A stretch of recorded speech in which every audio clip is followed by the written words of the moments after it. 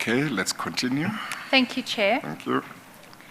Mr. Tsotsi, just before the break, we were dealing with the question of disciplinary steps taken against an employee, and you had clarified for me what had actually been discussed at the meeting on the 3rd of December. And as I have your evidence, what's recorded on page 345 is not accurate insofar as it suggests that the board thought it wasn't its responsibility to ensure that disciplinary action was taken against Mr. Chweyu. Is that correct?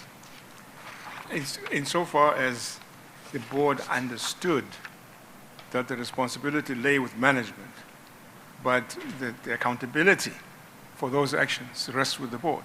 Yes, and on that point, if I could ask you just to open up the legislation bundle.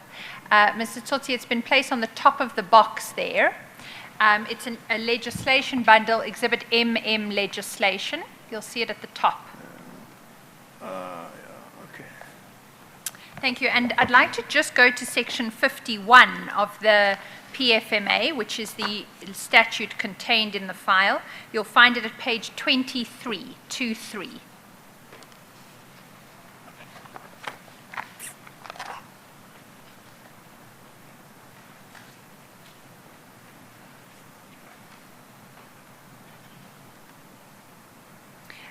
Mr. Tsotsi, we had evidence from Mr. Pamensky previously that he thought members of the boards of state-owned enterprises only had to come to learn about their obligations under the PFMA over the course of their appointment. I think he said 2 or 3 years in, you should know what the PFMA requires of you. Do you hold that view as well? Chair, my view is that when you are inducted, which is normally what happens, and given all the relevant documents which you're supposed to acquaint yourself with, you do the best you can to acquaint yourself with those documents from day one. But what is important is that you continue to rely on the availability of the experts in the company in those specific areas that you need advice on. Indeed. Clearly, I can read this PFMA for the next 5 years, but I can guarantee you I will not be able to quote from the PFMA verbatim from page 1 to the end of it. So, because it's not in my area of expertise. But the important thing is be aware of what your obligation is as a director, and secondly, where you need to acquaint yourself with the information that is pertinent to your responsibility.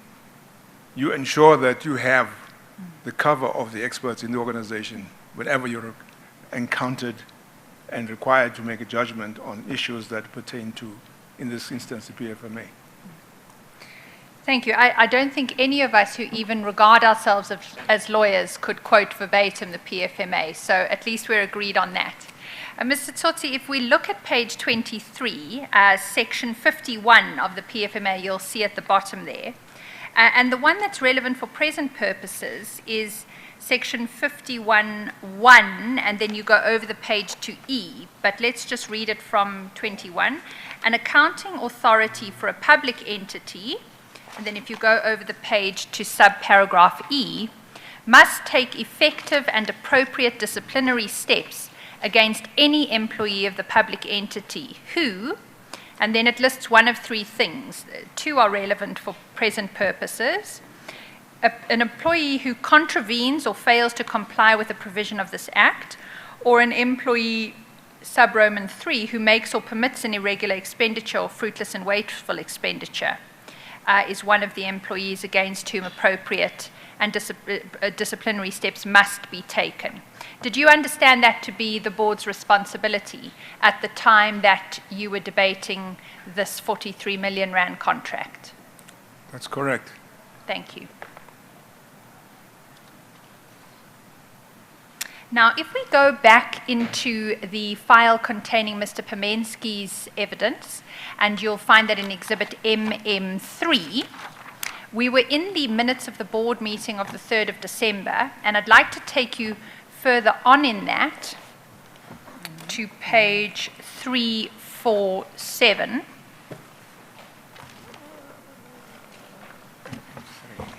Apologies, let's go back to 346 first, if we may.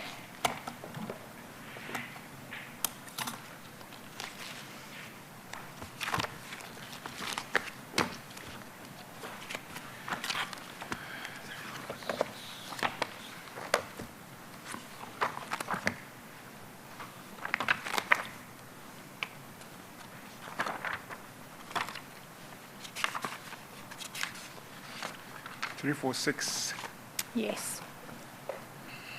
You'll see midway down the page, just after the midline, there's a reference to a recordal of something you had requested. It says there, the chairman requested that this be done.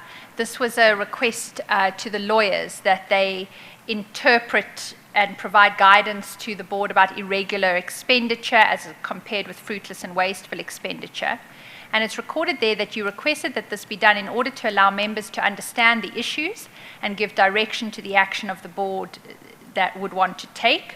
And then it says it was noted that if the board or EXCO or the chief executive were of the opinion that this was a bad contract, not much could be done against Mr. Mozilla, as he was not an employee of Eskom.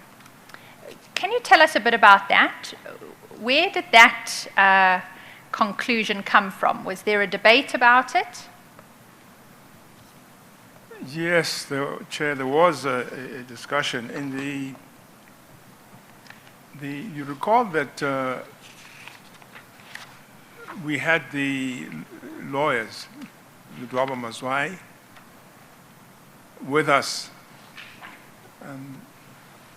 to come and brief the board on what it had established when we asked them to do a review of the SNG report. And in the course of their discussion with us, the issue of what to do with Mr. Mozilla and Mr. Cho came up because it was one of the issues that they were supposed to address. And in that, their view was that because Mr. Mozilla had left the business, then pursuing him would be, to quote, if I remember what they said, an academic exercise. Mr. So Tsotsi, that to me then meant to say that it would not be worthwhile for us to attempt to discipline him because he was no longer part and parcel of the organization. well, at this stage, he wasn't an employee, as I understand the facts. Remember, we're on the 3rd of December. But he had reverted to the position as non-executive director. Is that correct? Correct, yes. So that's why, as I understand it, you're talking, and this certainly comes out in the later opinion of Ledwaba Mazwai. They were saying, well, insofar as he's not an employee anymore, there aren't disciplinary processes that can be taken against him. Yes. But insofar as he remained a non-executive member of the board, was there any discussion about that? The discussion only limited itself to observation that because he's a board member, the matter would have to be dealt with by the shareholder. Indeed. So that was the extent of the discussion. How would the shareholder be alerted to the issues around Mr. Mozilla? The shareholder would ordinarily be written to inform the shareholder that what has transpired and what in fact was being alleged in terms of the transgression. Why was that not done? Well, the reason it was not done was, for what I said earlier, that Mr. Mozilla had now resigned from the company. So it was not feasible for us to, in the context of Eskom, to deal with that matter. did you not regard it as still necessary to alert the shareholder to financial misconduct on his part? The shareholder was aware of the matter. If you recall,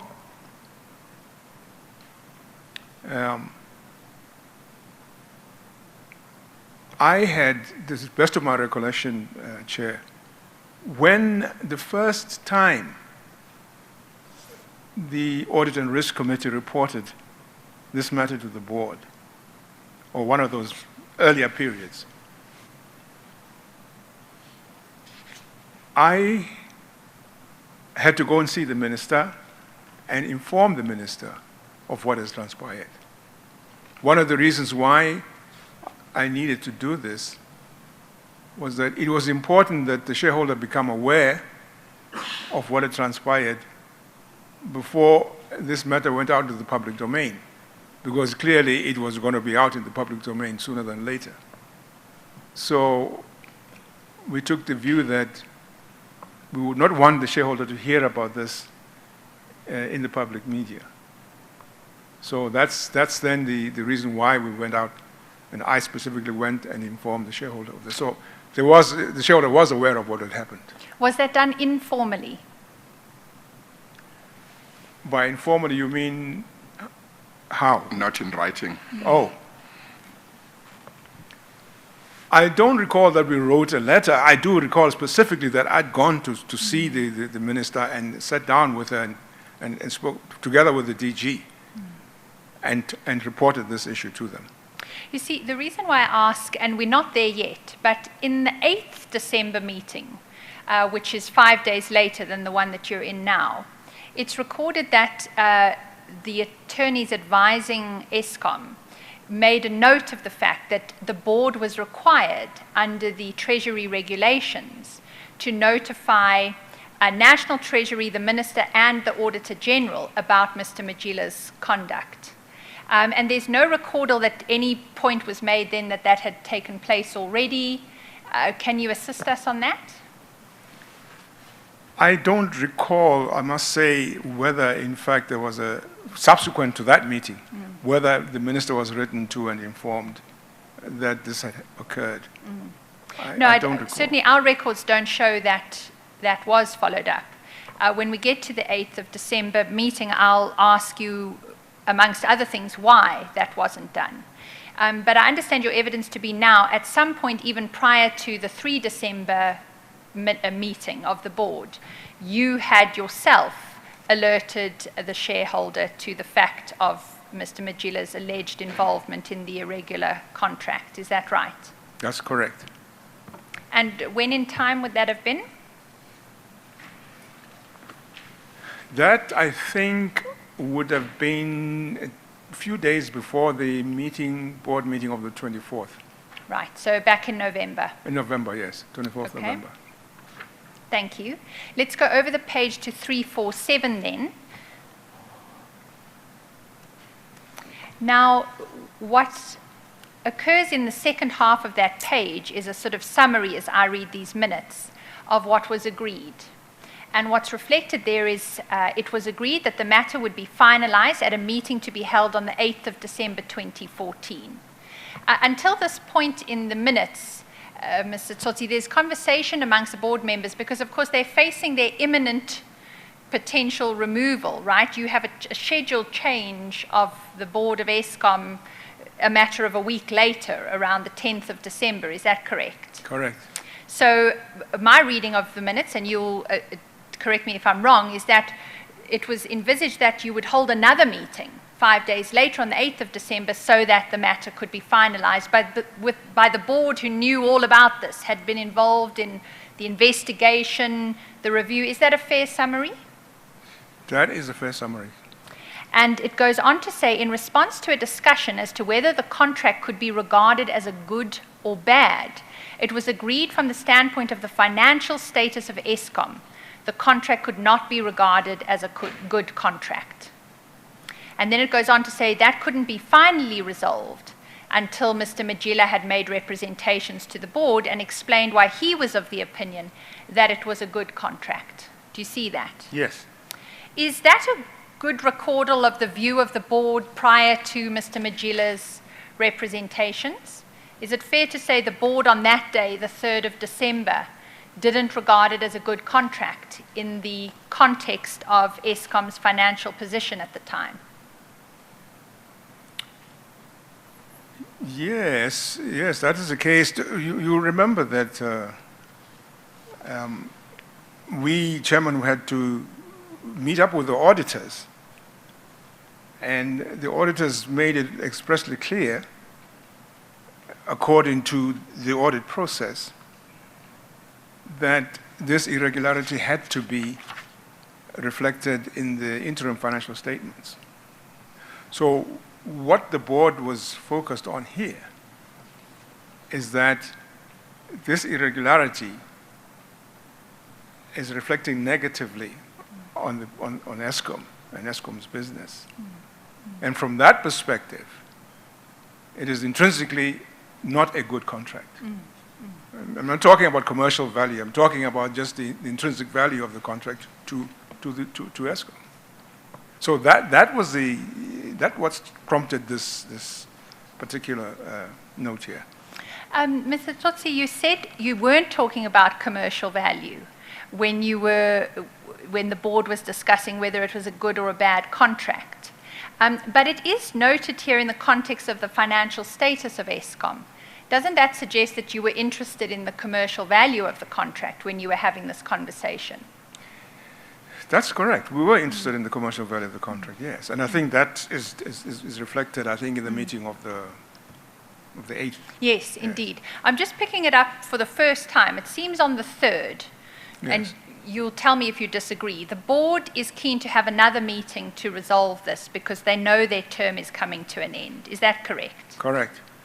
And the board is, amongst other things, considering whether there is commercial value in this contract. And they are concluding that it shouldn't be regarded as a good contract given the financial situation of Eskom.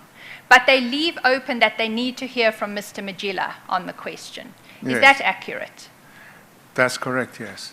And then let's move to the meeting of the 8th of December.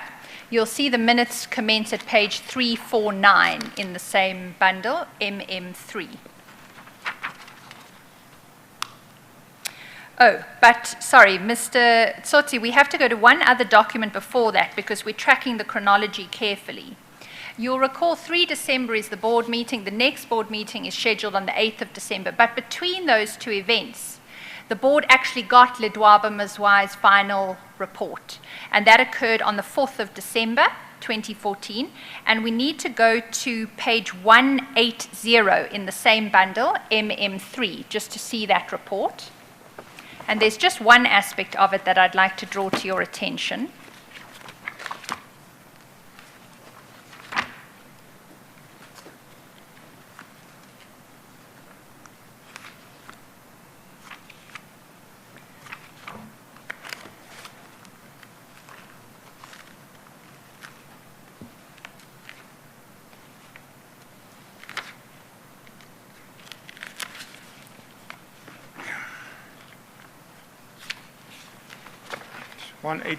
Yes. Is that document familiar to you? Yes. What is it? This is the report summary of the findings of Mazwai Ledwaba, which we had requested them to provide us with. And what I wanted to draw your attention to is what is recorded at page 190 of that report. Because you'll recall one of the things that Ledwaba Mazwai was asked to assist the board on was what its options were in relation to the contract, and amongst its options whether the board should ratify the contract. Do you recall that? I do. And if you go to paragraph 4.1.3.2 on that page, what the authors are dealing with there is ratification, and they record any ratification of the TNA contract by the Eskom Board of Directors would, in our view, be predicated on one or both of the following primary considerations. Namely, and then the first one there is, if the board determines or considers from a commercial perspective that the TNA contract represents a good value for money proposition, as measured against the costs of the sponsorship on the one hand, and the benefits to be derived therefrom by Eskom on the other, and then it goes on to talk about the consequences that might follow if you don't ratify the contract. And the last point on the page I'd like to just emphasize is at 4.1.4, what Ledwaba Mzwai made clear there is that they are not able to offer any advice regarding the commercial value to Eskom of the TNA contract. Is it fair to say, on your understanding of events as they developed, that Ledwaba Mzwai was leaving the question of commercial value to the board of Eskom to resolve? Yes, that's correct. And then we can pick it up again at the 8 December minutes, if we may, and you'll find that at 349. 349.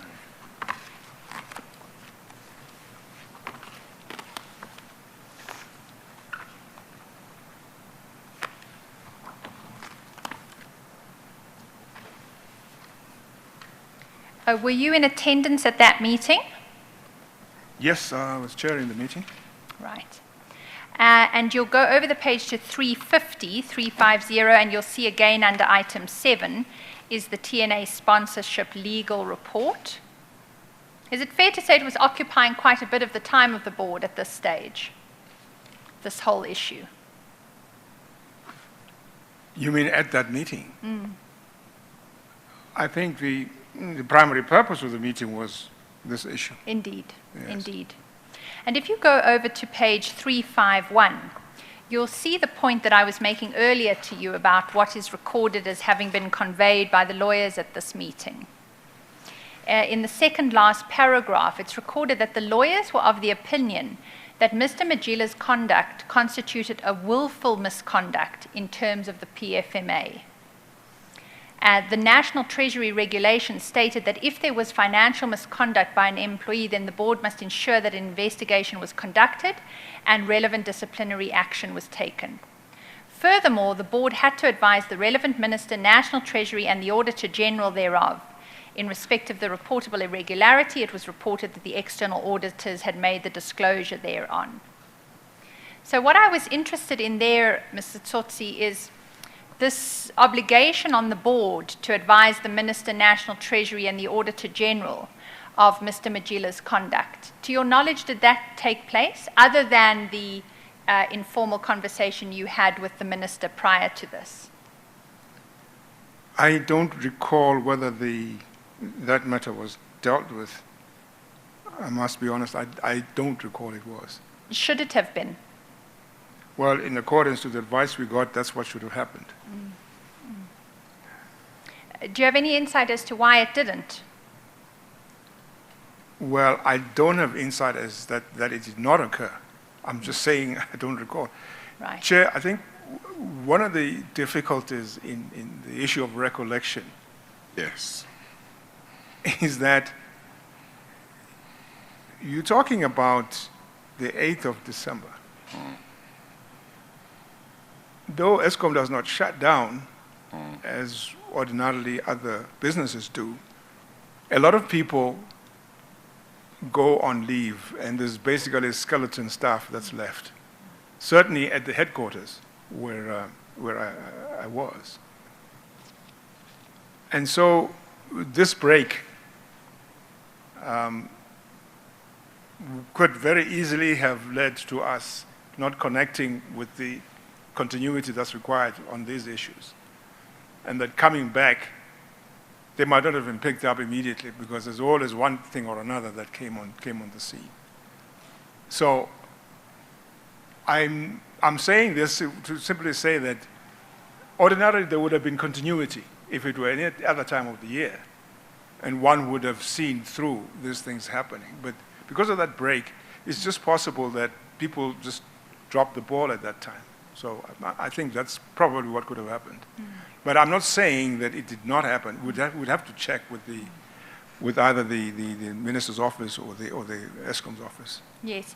Certainly we have endeavoured in our investigations to uncover any such notification and have not found any. Barring one letter that I'll come to, but that was written in June of 2015 after your time on the board.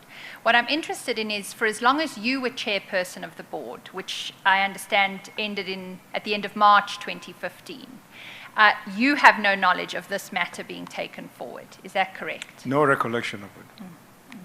And would you regard it as quite an important matter to have taken forward, Mr. Tsotsi? Well, certainly from the perspective of governance and the requirements thereof, it's something that is important that should have been taken care of. Indeed. If we can then go over the page to page 352.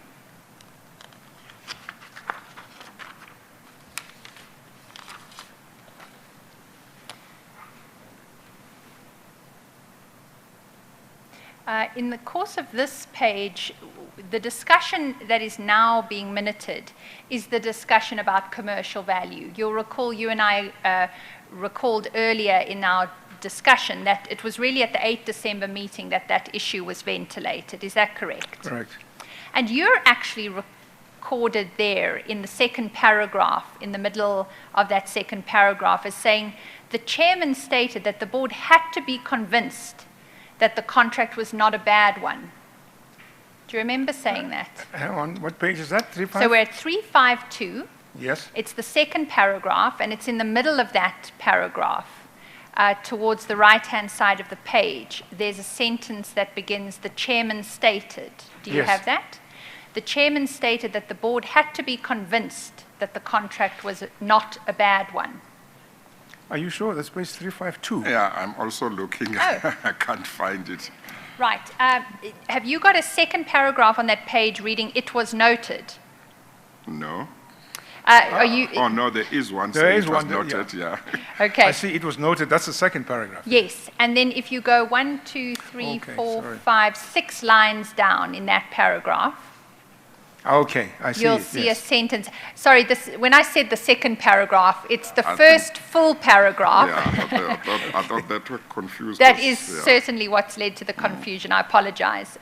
You'll see a sentence there that says the chairman stated that the board had to be convinced that the contract was not a bad one. Do you see that? Yes. Do you remember taking that view? Yes, I do. And the reason I remember is because there was an insistence earlier, if you recall, that the onus is on Colin Mozilla to come to the board and inform the board and give the board the reasons why he thought this was a good contract. So this is why I stated this. Had he provided you with his representations yet by this stage, the 8th of December? Because remember, on the 3rd of December, the board says, we don't think there's value in this contract, but we want to hear from Mr. Mozilla, right? Then there's a meeting on the 8th of December.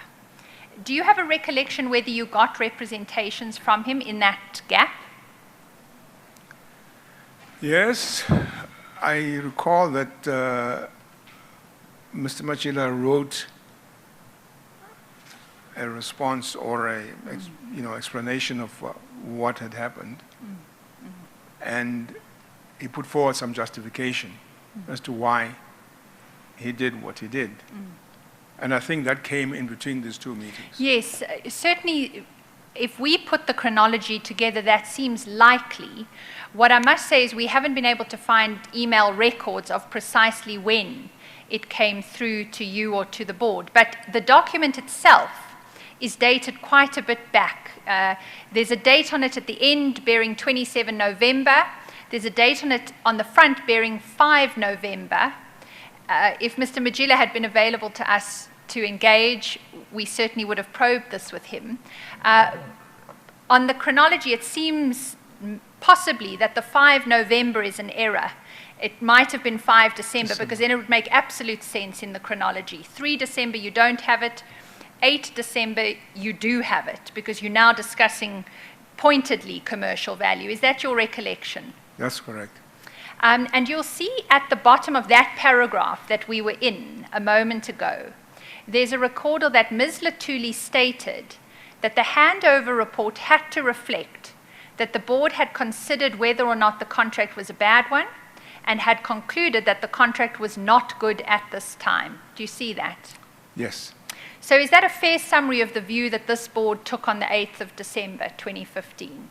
That its view was that it was not a good contract and that that should be reflected in handover reports for the new board? That's correct, yes. Thank you. And then it resolves this meeting over the page at 353. That you'll see there's a bolded words resolved that.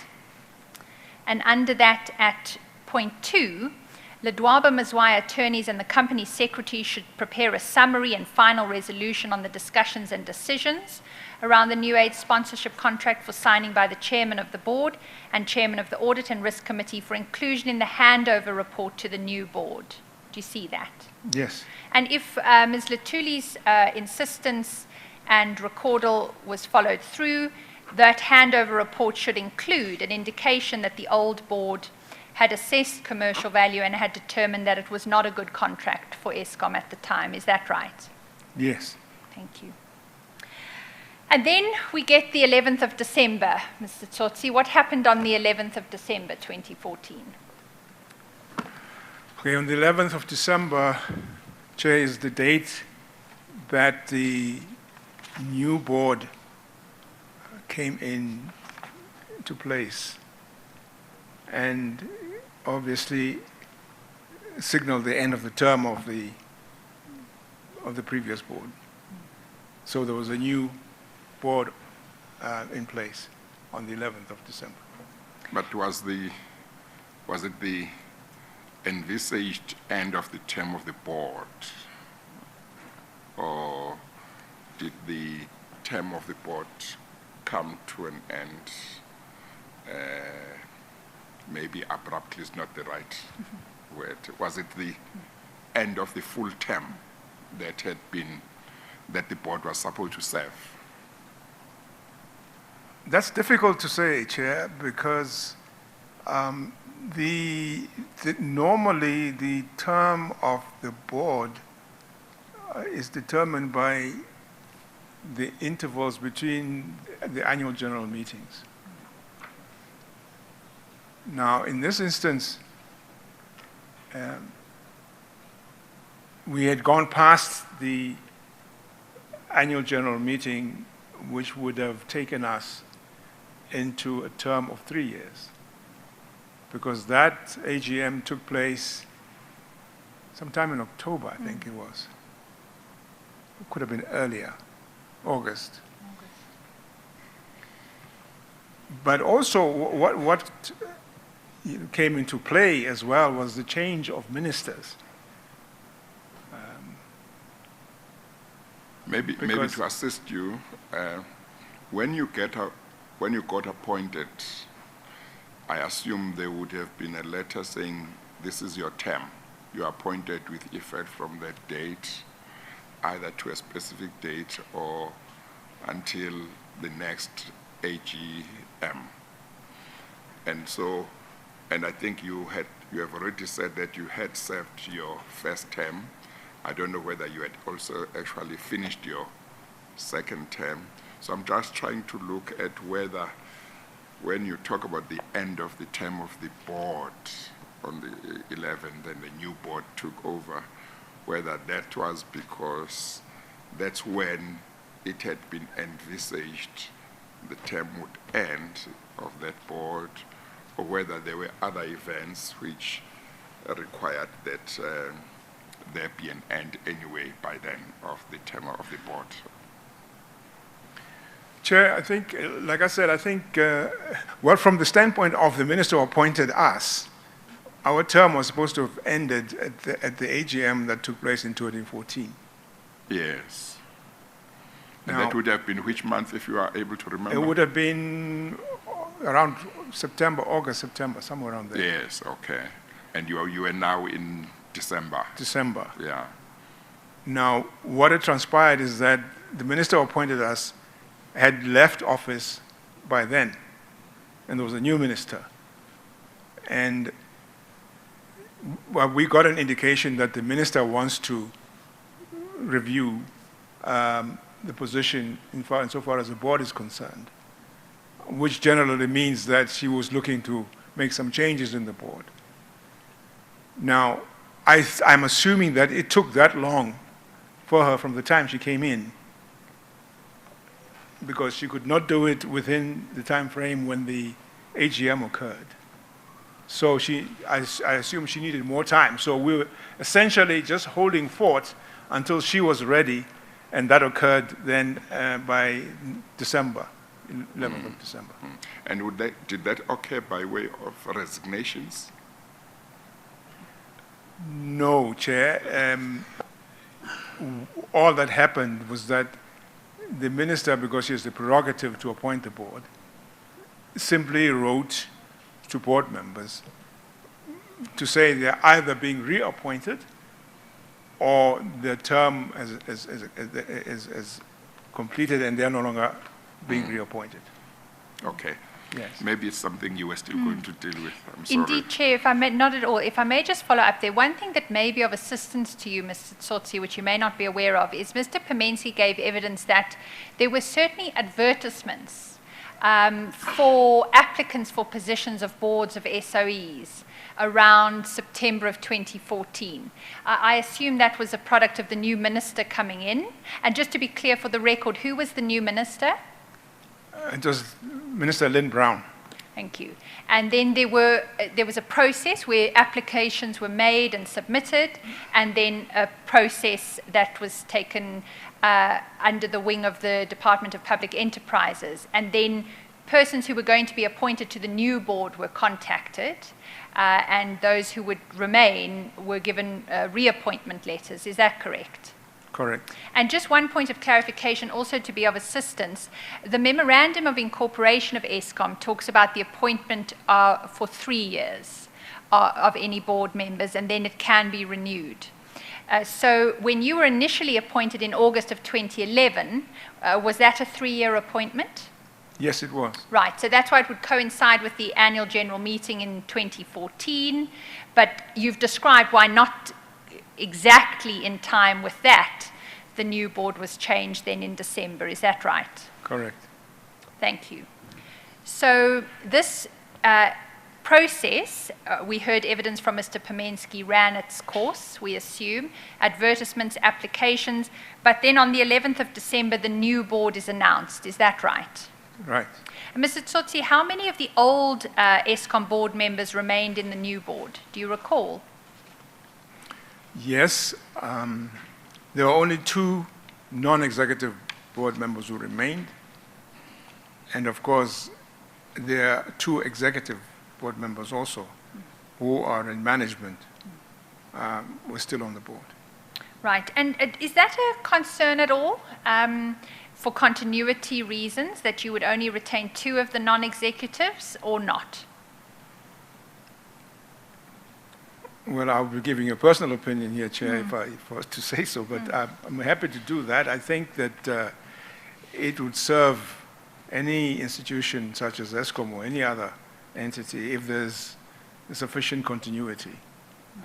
So I had hoped that there would be such continuity where at least maybe 1/3 of the board would have been retained in the rotation. Mr. Tsotsi, in your evidence before the Portfolio Committee, you did deal with this aspect of the new board's appointments and an engagement you had after the appointments with Minister Brown. It's not an aspect that you've traversed in your affidavit at all, but in our preparation for today, we considered that testimony. Can you tell us what happened in that interaction about the appointment to board committees? Oh, I see what you're talking about. Yes.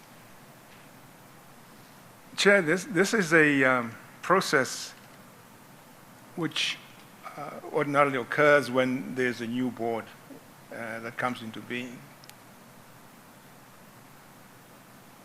In the instance of Eskom,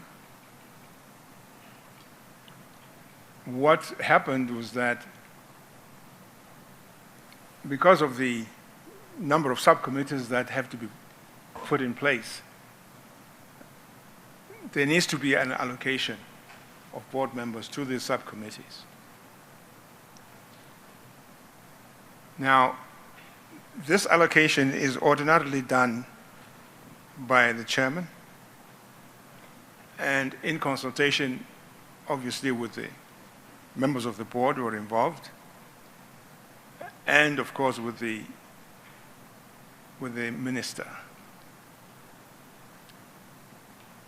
The exception would be the Audit and Risk Committee, which is a statutory committee over which the minister has got direct authority in who serves on that board. But the rest of the committees, ordinarily the chairman would assist in the case of Eskom, as I say.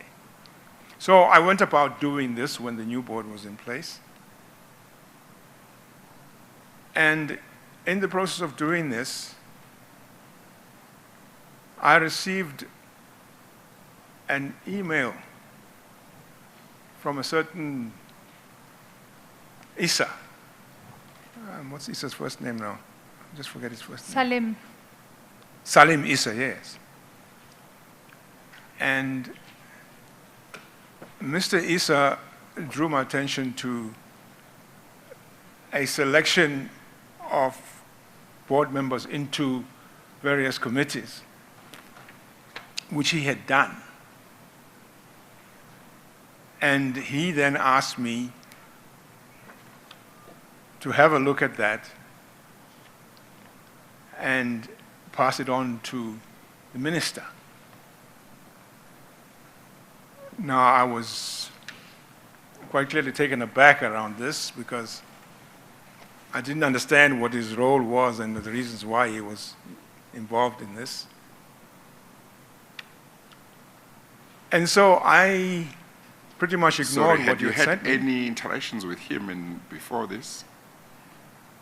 I had met Mr. Issa in this breakfast meeting. Yes, okay. Yes.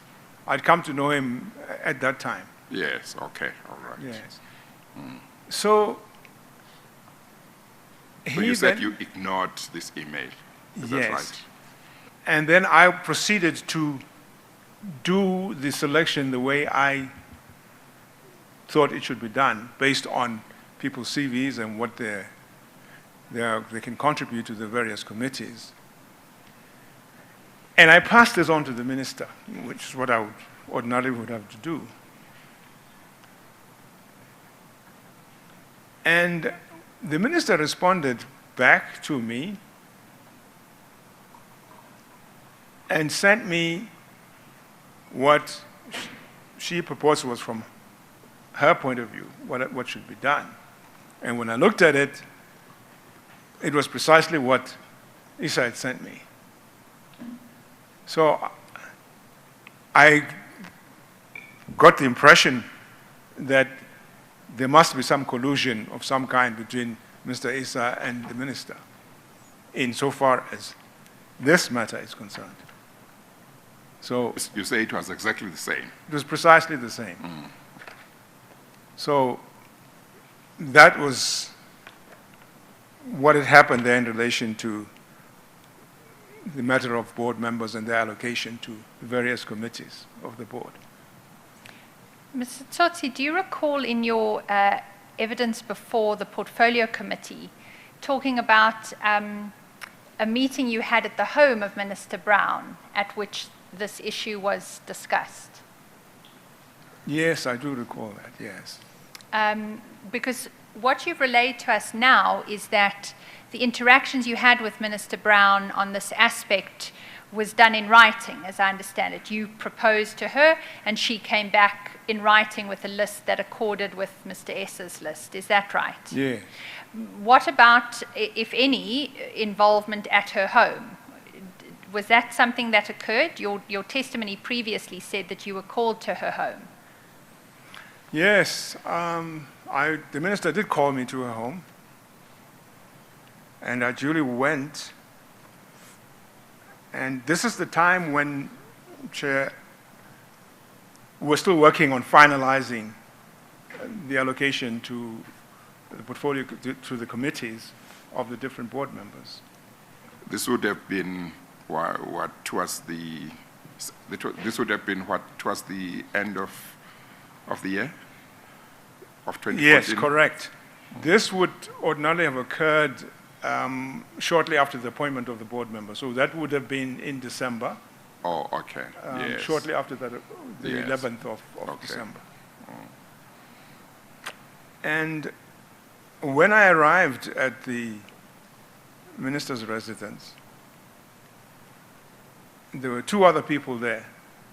One was Tony Gupta, the other one was Salim Issa. And I really didn't spend more than maybe 2-3 minutes. In fact, I didn't even sit down. The minister just simply indicated to me that I should please proceed on the basis of what she had indicated to me in terms of the allocations of the board members into the different subcommittees of the board. And I didn't say much, except to say that, yes, I've seen what you sent back to me, and that's what we will proceed to do. Let me just understand this. This was at a time when new members of the board had been appointed That's correct. towards the end of 2014. That's correct, Chairman. You were asked by the minister to meet her at her residence, is that right? Correct. So you went there Yes. on your own or with somebody else, like DG or another board member? No, I went on my own. You went on your own. Yes. At that stage, did you know what she wanted to discuss with you or not before you got to the meeting? She did say to me that she just wants to clarify the issue of the appointments to the subcommittees of the board. Yes, and this was at a time when she had already sent you her allocation. Correct. Okay, you had not responded yet to her allocation to her. No, I had not responded to You had not responded. No. Okay, so you get to her residence, and you find that there are two people there whom I suspect you didn't expect to be there, Mr. Tony Gupta and Mr. Salim Issa. Correct. And the minister comes and discusses or tells you what you have just said in their presence. That's right. And basically, she was saying she would like you to proceed with the allocation as indicated in the allocation that she sent you. That's correct. And the two gentlemen were there hearing her, listening. Yes, that's correct. And you didn't have much to say in response. Yeah. Yes, that's correct, Chair. Was that then the end of the meeting or the meeting continued? No, that was the end of the meeting. I just left, and I left them there. Oh, did you ever get to understand why you needed to be told this in the presence of these two gentlemen? No, Chairman, I didn't ask the minister. Yes. Okay, thank you. Mr. Tsotsi, how were they introduced at the meeting to you? They were not introduced at all. I But think you the knew them. understanding was that I knew them. Indeed, I think your testimony has confirmed you did know both of them prior Yes. to this. Is that correct? That's correct, yes. But, I'm sorry, but did the minister know that you knew them already at that time? Because if she didn't know that you knew them, one would have expected her to introduce them to you. That's right, Chairman. I assume that the minister must know that You knew I them? knew them, yes. Oh, okay. And Ms. Tsotsi, how sure are you about this meeting at her home at which these two other people were present? I'm asking because Ms. Brown gave testimony after you before the Portfolio Committee. As we read the transcript of her evidence, she does not actually deny the meeting itself. She denies ever having consulted with anyone about the appointments of boards or their allocation to board committees. But in the event that Ms. Brown comes to give evidence, and she's certainly scheduled to do so in the aviation session, it's fair to ask you how certain you are that this meeting took place and the people there were the people who you say were present. Chair, I'm very certain. As simple as that, I'm very certain. Where is Ms. Brown's, Minister Brown's home? Do you recall? Mr. Brown, at that time, her home was in the government complex, This is the official residence. the official residence, yes. Okay. Thank Yes. you. And did these two men ever say anything during this meeting? As far as you recall, anything of importance about the subject that was being raised? No, Chair, they didn't say anything, not something related to the meeting, or to the discussion. And did you say the meeting lasted something like 3 minutes, 5 minutes? I would say about 3 minutes. Yes, okay, all right, thank you. And I'm sorry, and the documents, the one that you received from Mr. Issa and the one that you received from the minister, and Ms. Hofmeyer will tell me if we have got them.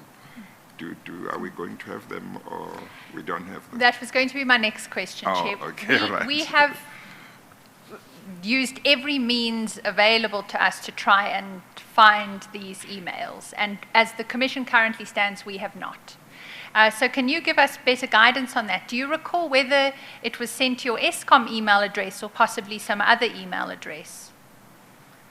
It would have been my Eskom email address for sure. And your response back, would that have been, oh, apologies, you didn't ever respond to Mr. Essa. So I understand that you then corresponded with the minister, is that right? Yes. And again, would that have been done from your Eskom email? Yes. Chair, it's not conclusive that we have not been able to find it. There are certain mailboxes that are available, certain of them have been imaged, certain of them are not. But I can certainly say as matters currently stand, we do not have those emails despite efforts to obtain Okay. them Yes, and look yeah. for them. But Mr. Tsotsi is quite clear that he did receive an allocation as suggested by Mr. Issa, and he did receive an allocation as determined by the minister, and that the two were exactly the same. That's correct, Chair. Yeah. Thank you. And then if we could move to 2015, because the next event that happens relative to the TNA contract, as we've pieced it together, is a round-robin resolution that's circulated on the 3rd of February. Before we get there, though, on the 16th of January 2015, there was the first board meeting of the new board. Do you recall that? Yes. And we'll need to go to Mr. Pomensky's bundle again, Exhibit MM3, in order to find that minute. What page again? That, Chair, let me just find it if I may, will be at page 366. 366. Yes.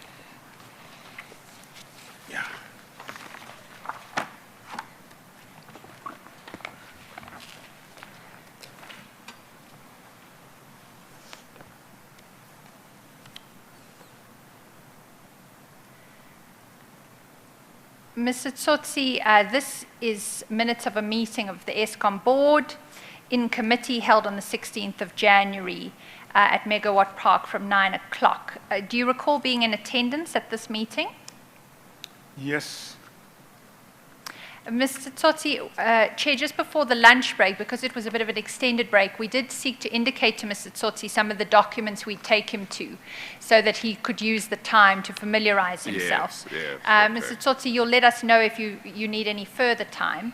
But again, just to summarize these minutes, what we have done in looking at the minutes is checked whether the issue of the TNA contract came up at all at this meeting. And certainly the minutes do not reflect that it was discussed. Do you have any different recollection? No, I don't recall that the TNA issue was discussed. Right. It really is an introductory meeting initially.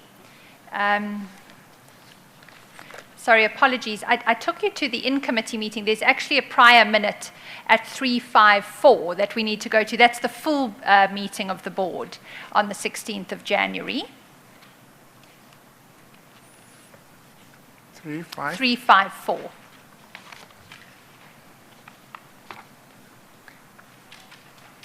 And in the full meeting, meeting of the board, again, no issue it was raised about the TNA contract as we read the minutes. Can you confirm that? This is now the minutes of the 16th of January. Yes, so what happens is there seems to have been two meetings. We'll pick it up later. This clearly was something that happened at Eskom. You'd have an in-committee meeting of the board, and then you'd have the full board meeting, often on the same day. So what I had done was I'd initially taken you to the in-committee meeting minutes. Okay. But we're now just going backwards in the full bundle board, to yeah. the full board. Yeah. And the reason why I knew I'd made the error is because I was looking for the welcome that you gave, which happened at the main board meeting, and that's at page 354. Because at the bottom of 354, you, as the chairman of the board, welcome members to the first board meeting for 2015. Do you see that? Yes. Now, the one thing that does happen in this meeting is that the board has been given their handover reports. The members of the board have been given their handover reports. And you'll see at page 362,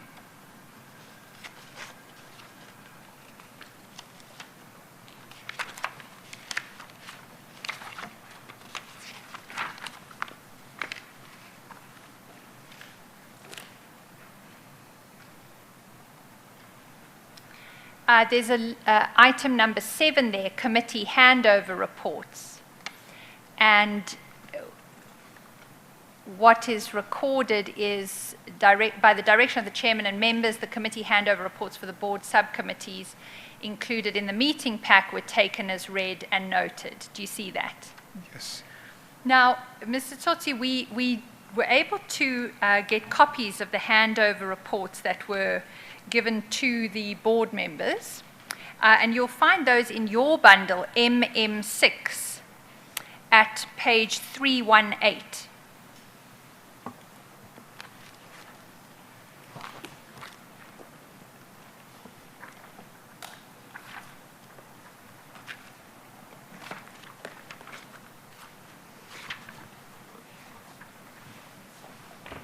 All right.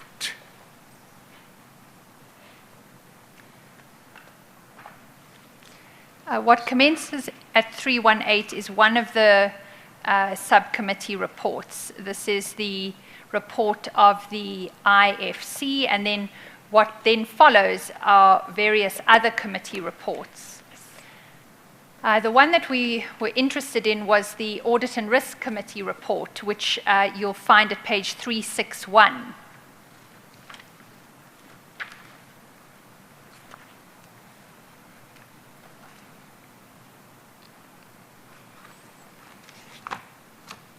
Great. You'll see under outstanding issues is the heading there. Under the third major bullet, there is a record there that reportable irregularity identified by the external auditors during the review of 30 September 2015 interim results. This matter was reported to and dealt with by the board. Do you see that? Yes. Mr. Tsotsi, that's the only reference that we could find in any of these handover reports to the TNA contract, which had precipitated that reportable irregularity. Do you know of any other recordal that might have appeared in the handover reports? My understanding, after the tabling of the summary that Mazwai Dwaba did, was that that document would form part of the handover report on this TNA issue. And I'm really surprised that there is no evidence that this transpired. What in fact I do recall was that in tandem with the report, the idea was to avail the minutes where these discussions were taking place, especially the 3 sets of minutes. From the time we started talking about it, that was end of November, I think the 24th. 24th. And then the subsequent 2 board meetings of the 3rd and the 8th. So that, to me, was supposed to constitute the handover report. You see, And I think you recall also that the chairperson of the audit committee also insisted on that report indeed. being part of the handover. But I don't know, Chair, what in fact transpired that this did not happen. And Well, I must confess, too, that I was not aware at this time that this had not happened. It certainly appears from the records we have not to have happened, because this is the Audit and Risk Committee report that was part of the bundle of handover reports. And as you've seen, it makes no reference to the minutes of the previous board meetings, no reference to the matter that the head of Audit and Risk said must be in the handover report, which is that the former board had concluded that this was a bad contract for Eskom. In fact, when we traverse it with Mr. Pomensky, because remember, Mr. Pomensky is one of the new members of the board, right?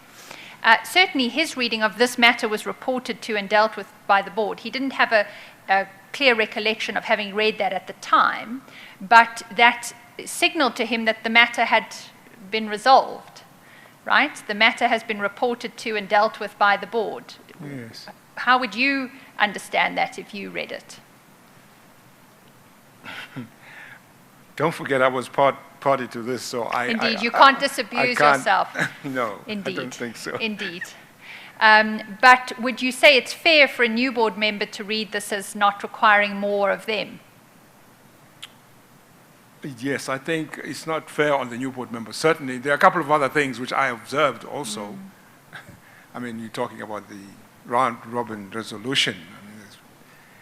I actually, Chair, became aware of the fact that the new board didn't get the level of communication on this TNA matter at the meeting, the last board meeting that I attended, which would have been The 19th of March, the 19th 2015. of March, yes, because there was a discussion now on the TNA matter, and there were some very strong views that came from board members, and they didn't, hold back their feelings about the fact that communication was very bad in regards to information that should have gone to the board on that matter.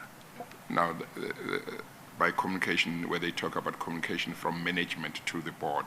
That's correct. Precisely the documents that Yes. Ms. Hoffman is talking about. Yes. Yeah. Whose responsibility would it have been to ensure that the handover reports contained that information? This is the secretariat, the secretariat of the board.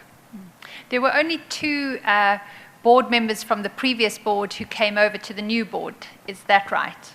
That's correct. Yes. And that was yourself and Ms. Mabude. Is that correct? That's correct. Yes. Would you have accepted the proposition that as chairperson of the board and one of the members of the board who came over to the new board, you held some responsibility to ensure that the handover reports correctly reflected what that meeting of the 8th of December required to be included. Yes, of course. I mean, the responsibility rested with me because I'm the person who chaired the board, and the secretariat essentially, in content, reports to me as the chairman. For the dereliction of duty, I suppose the responsibility rests with me, but I certainly would have wanted to know what happened, because nobody said to me that information was not transmitted as it should have been transmitted.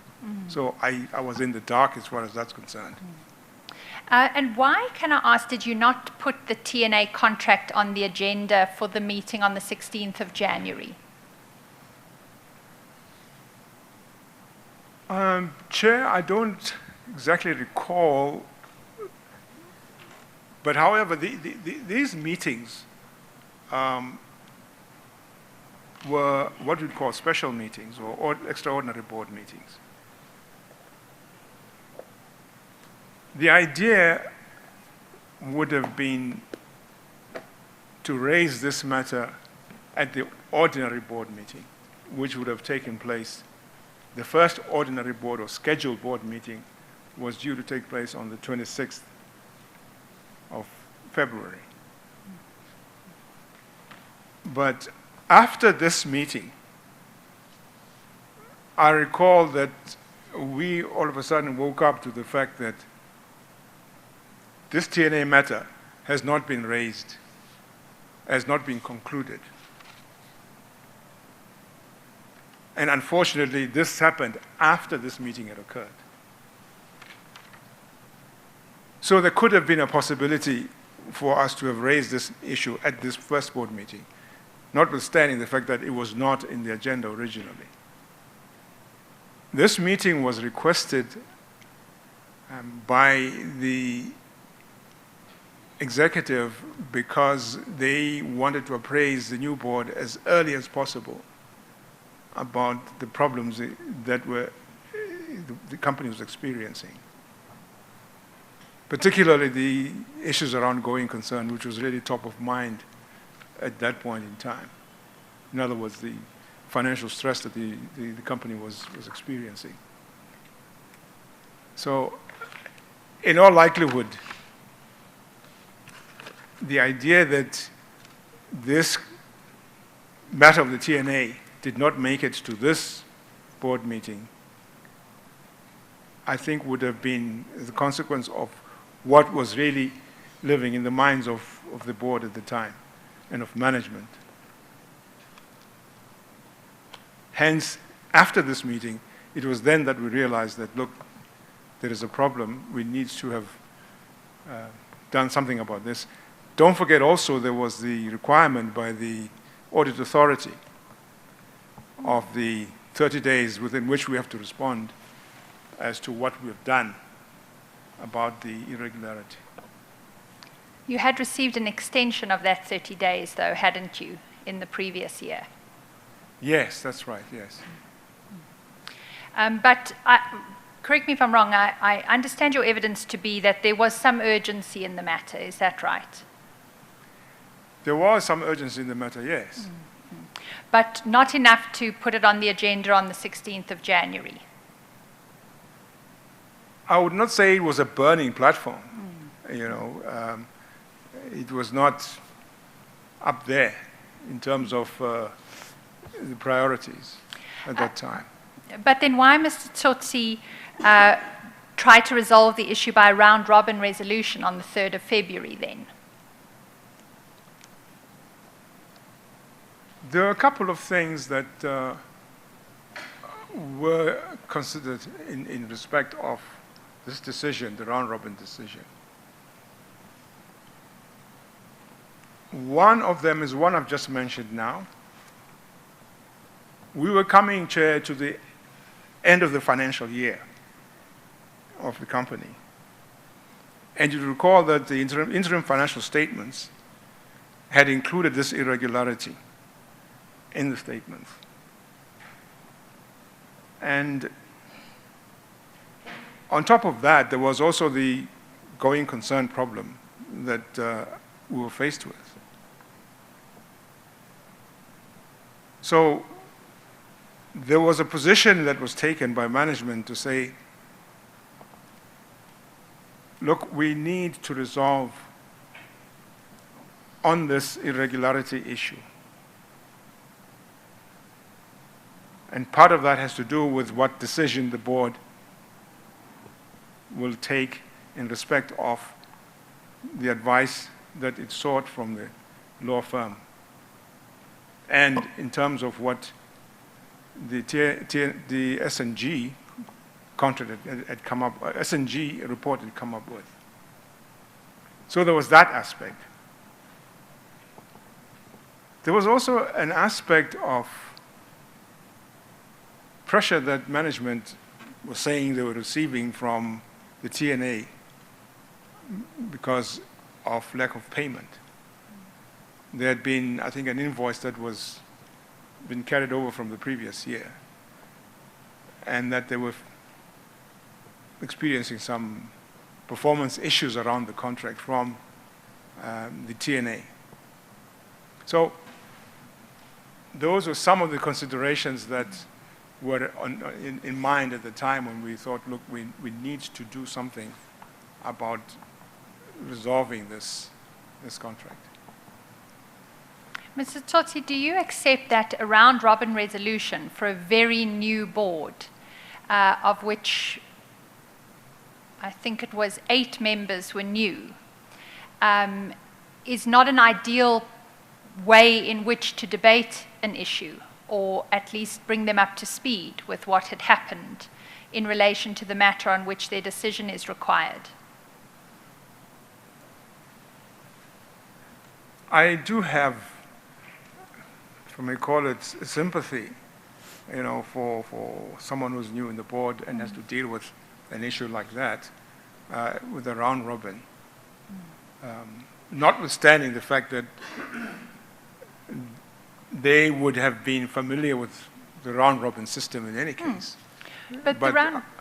But I'm saying this because I subsequently got that idea, that feeling, at this meeting of the 19th of March, where members were expressing the disquiet about the way information was not available to them to be able to do what they would ordinarily do in trying to decide how to view this contract.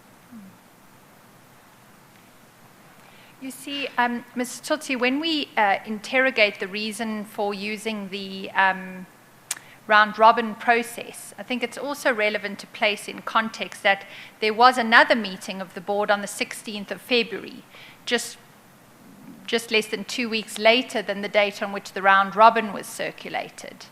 And so, to put to you in fairness, the issue that arises is, to the extent that it was a pressing issue, the opportunity of the full board meeting on the 18th of January was not utilized for the discussion that needed to take place.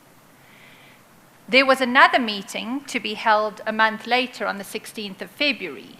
That meeting was also not used properly to debate and discuss the issues.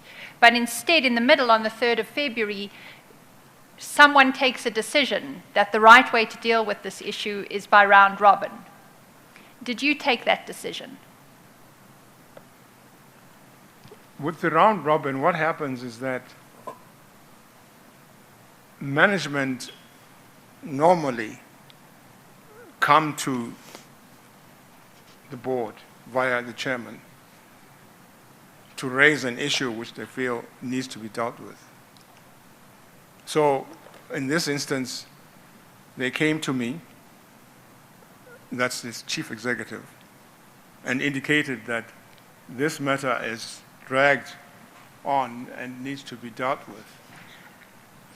And so the suggestion that we should go on a round robin to get this matter done then was put on the table, and I said, I don't have a problem with that. I think it's something that can be done on the proviso that the adequate information is made available to members so they can understand and be able to make the appropriate decisions regarding the issue.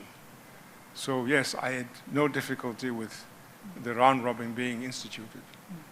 Let's go to the round robin resolution that was circulated. You'll find it in your bundle, MM6 at page 234.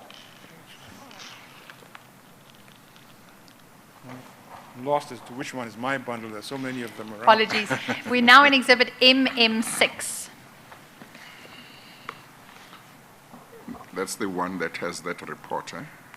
Or not Yes. really? Yes. Same one as, yeah, same the one that has got, Had the, indeed, Chair. Yes. And we're at page 234.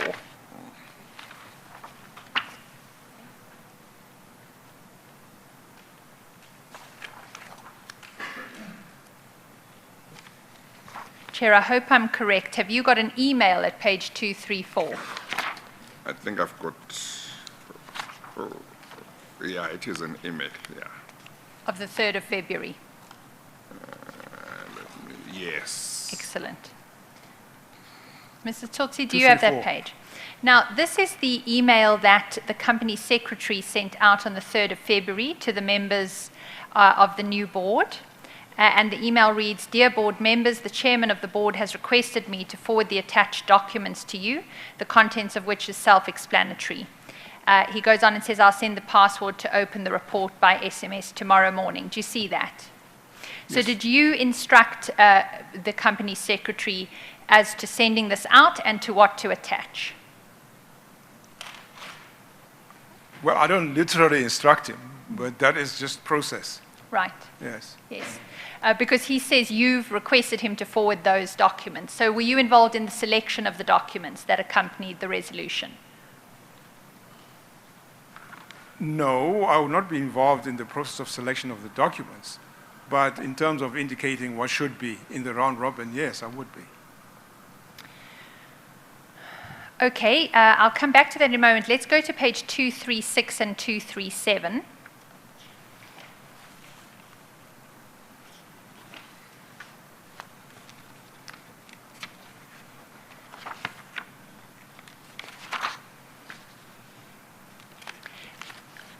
At 236 is a document entitled Summary of Facts. Do you see that? Yes. Do you recall this document?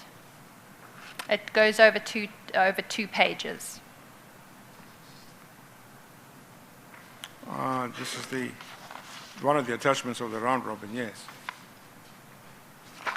And you'll see at the bottom at page 237, there's a place where it can be signed, and your name is included there. And beneath your name is recorded, "who hereby represents that the above information is correct." Do you see that? Yes. Had you contented yourself that this information was correct before it was sent out?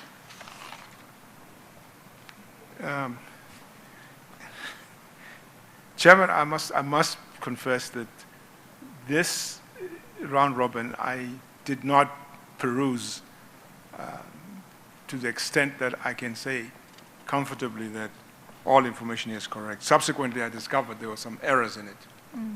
But did you sign it? I signed it, You yes. signed- oh, I okay. certainly signed it. Okay, okay.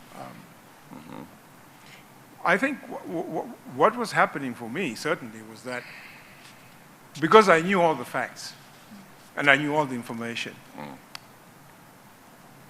I did not scrutinize the round robin. I mean, there were mistakes which were quite glaring, which when I looked at them subsequently, I realized that this should not have occurred, but they did occur. And I assigned the document with those errors in it, simply because I didn't focus too much on the content of it. And the reason was because I was very familiar with what should be sent out to members and what had actually occurred.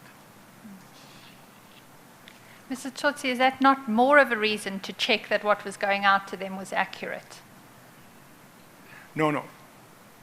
Understand me, by the time I realized that there were these errors, it was much, much later. Whenabouts did you realize that there were the errors? This was a time when I recall one of the board members asking, I don't know whether it was Ms. Klein or I can't remember who of them, asking me for clarification about something to do with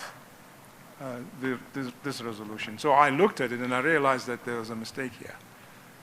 I think it had to do with whether Chose Cho was still in the company or not.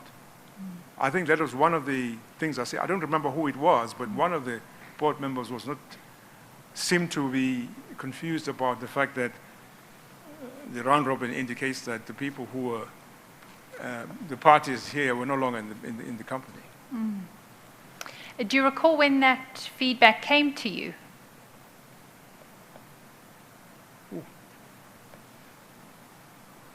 No, I don't remember. Shortly after the It was round shortly robin? after this document was circulated, yes. And then what steps did you take to correct the errors in the document? That was after the round robin had been circulated. This is after the responses had come back and it was done. So I did not, at the time when I was informed, I did not immediately go to the document. I just simply answered that individual to say, no, the person you're concerned with is still part of the business, is in the company. But it was only afterwards when I then took the time to look at this document and I realized that that's where the confusion came from. So when did you take the time to look at the document and realize that there were errors in it?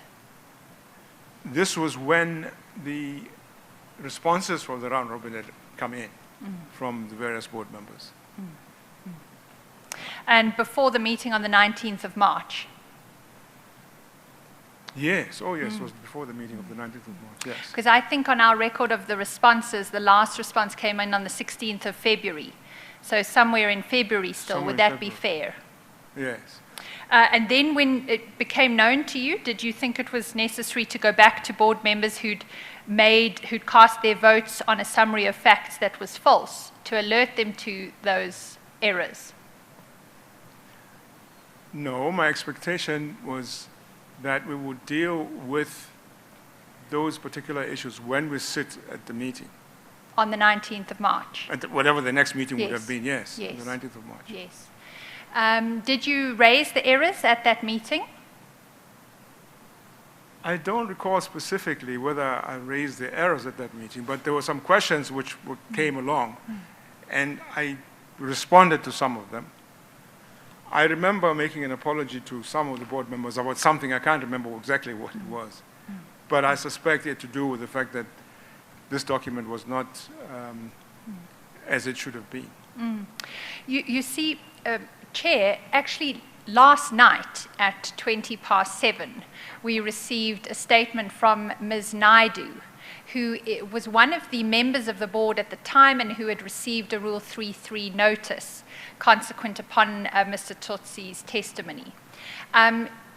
Among the documents attached to her statement is a transcript that she made of the discussion at the meeting of the 19th of March. And she has furnished that to the Commission.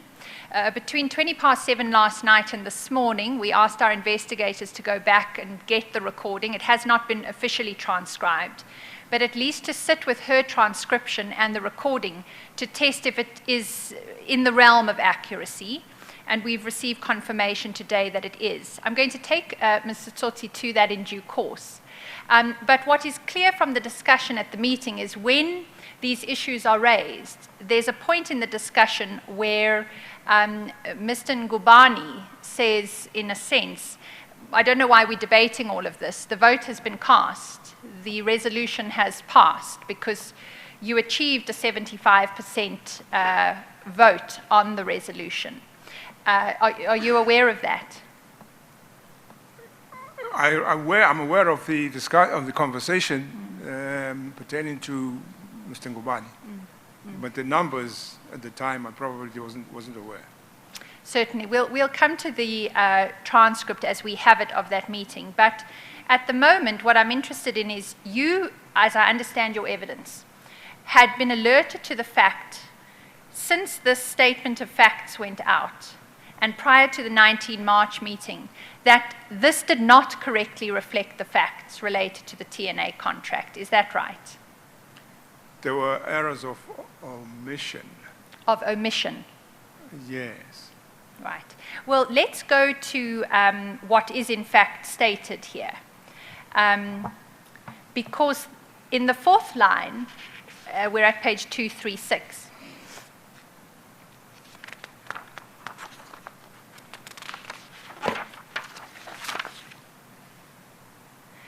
The fourth line, well, at least the fourth paragraph says, the ARC tabled the report at a special meeting. That's a reference to the SNG report that had been sought and obtained. It says the ARC tabled a report at the special meeting of the board held on the 8th of December 2014. That's not correct, is it? Yep, absolutely. No.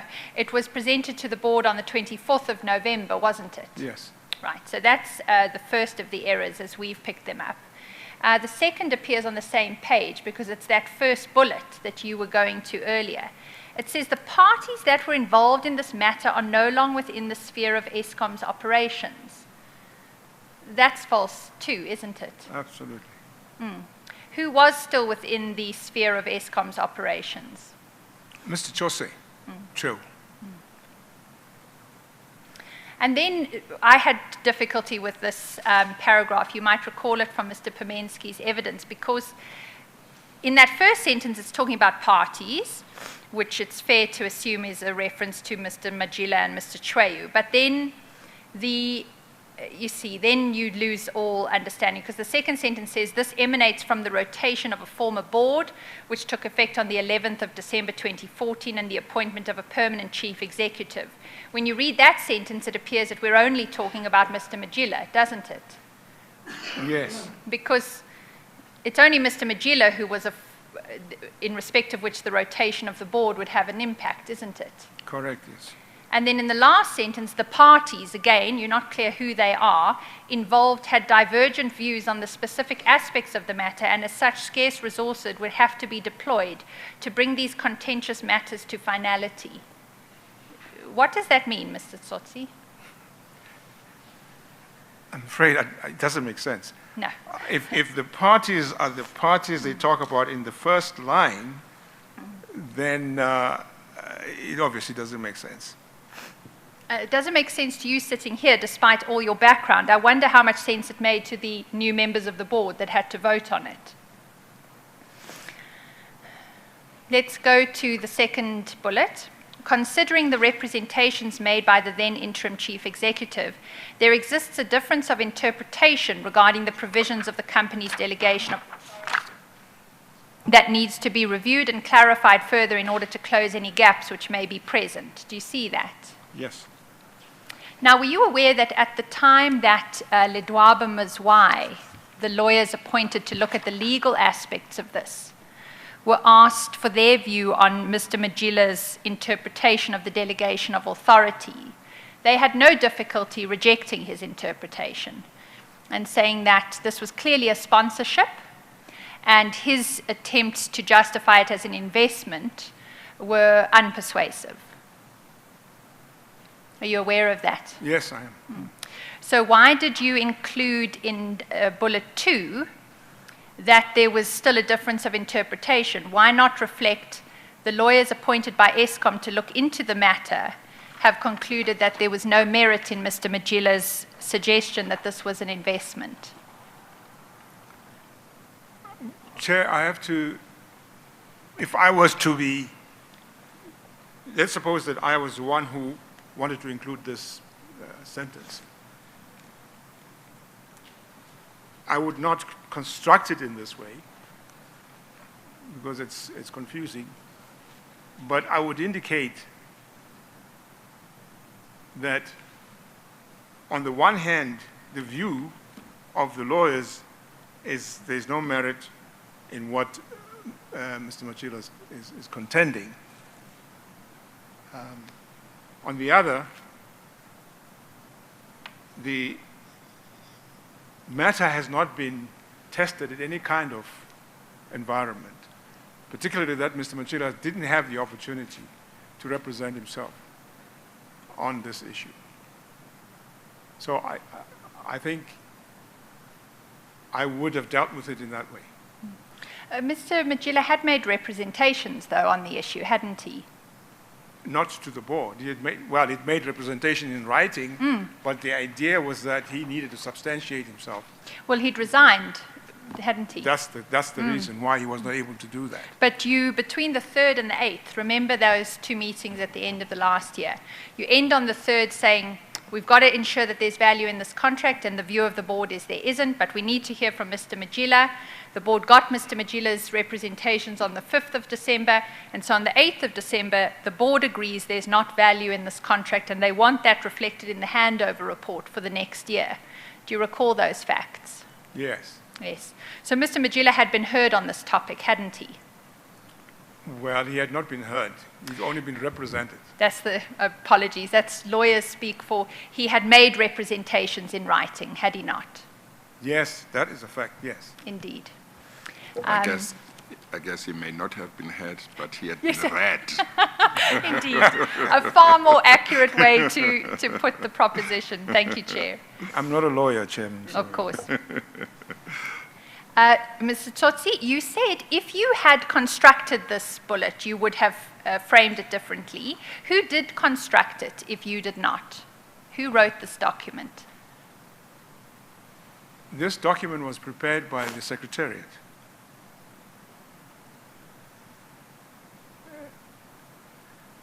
I don't know, Chair, whether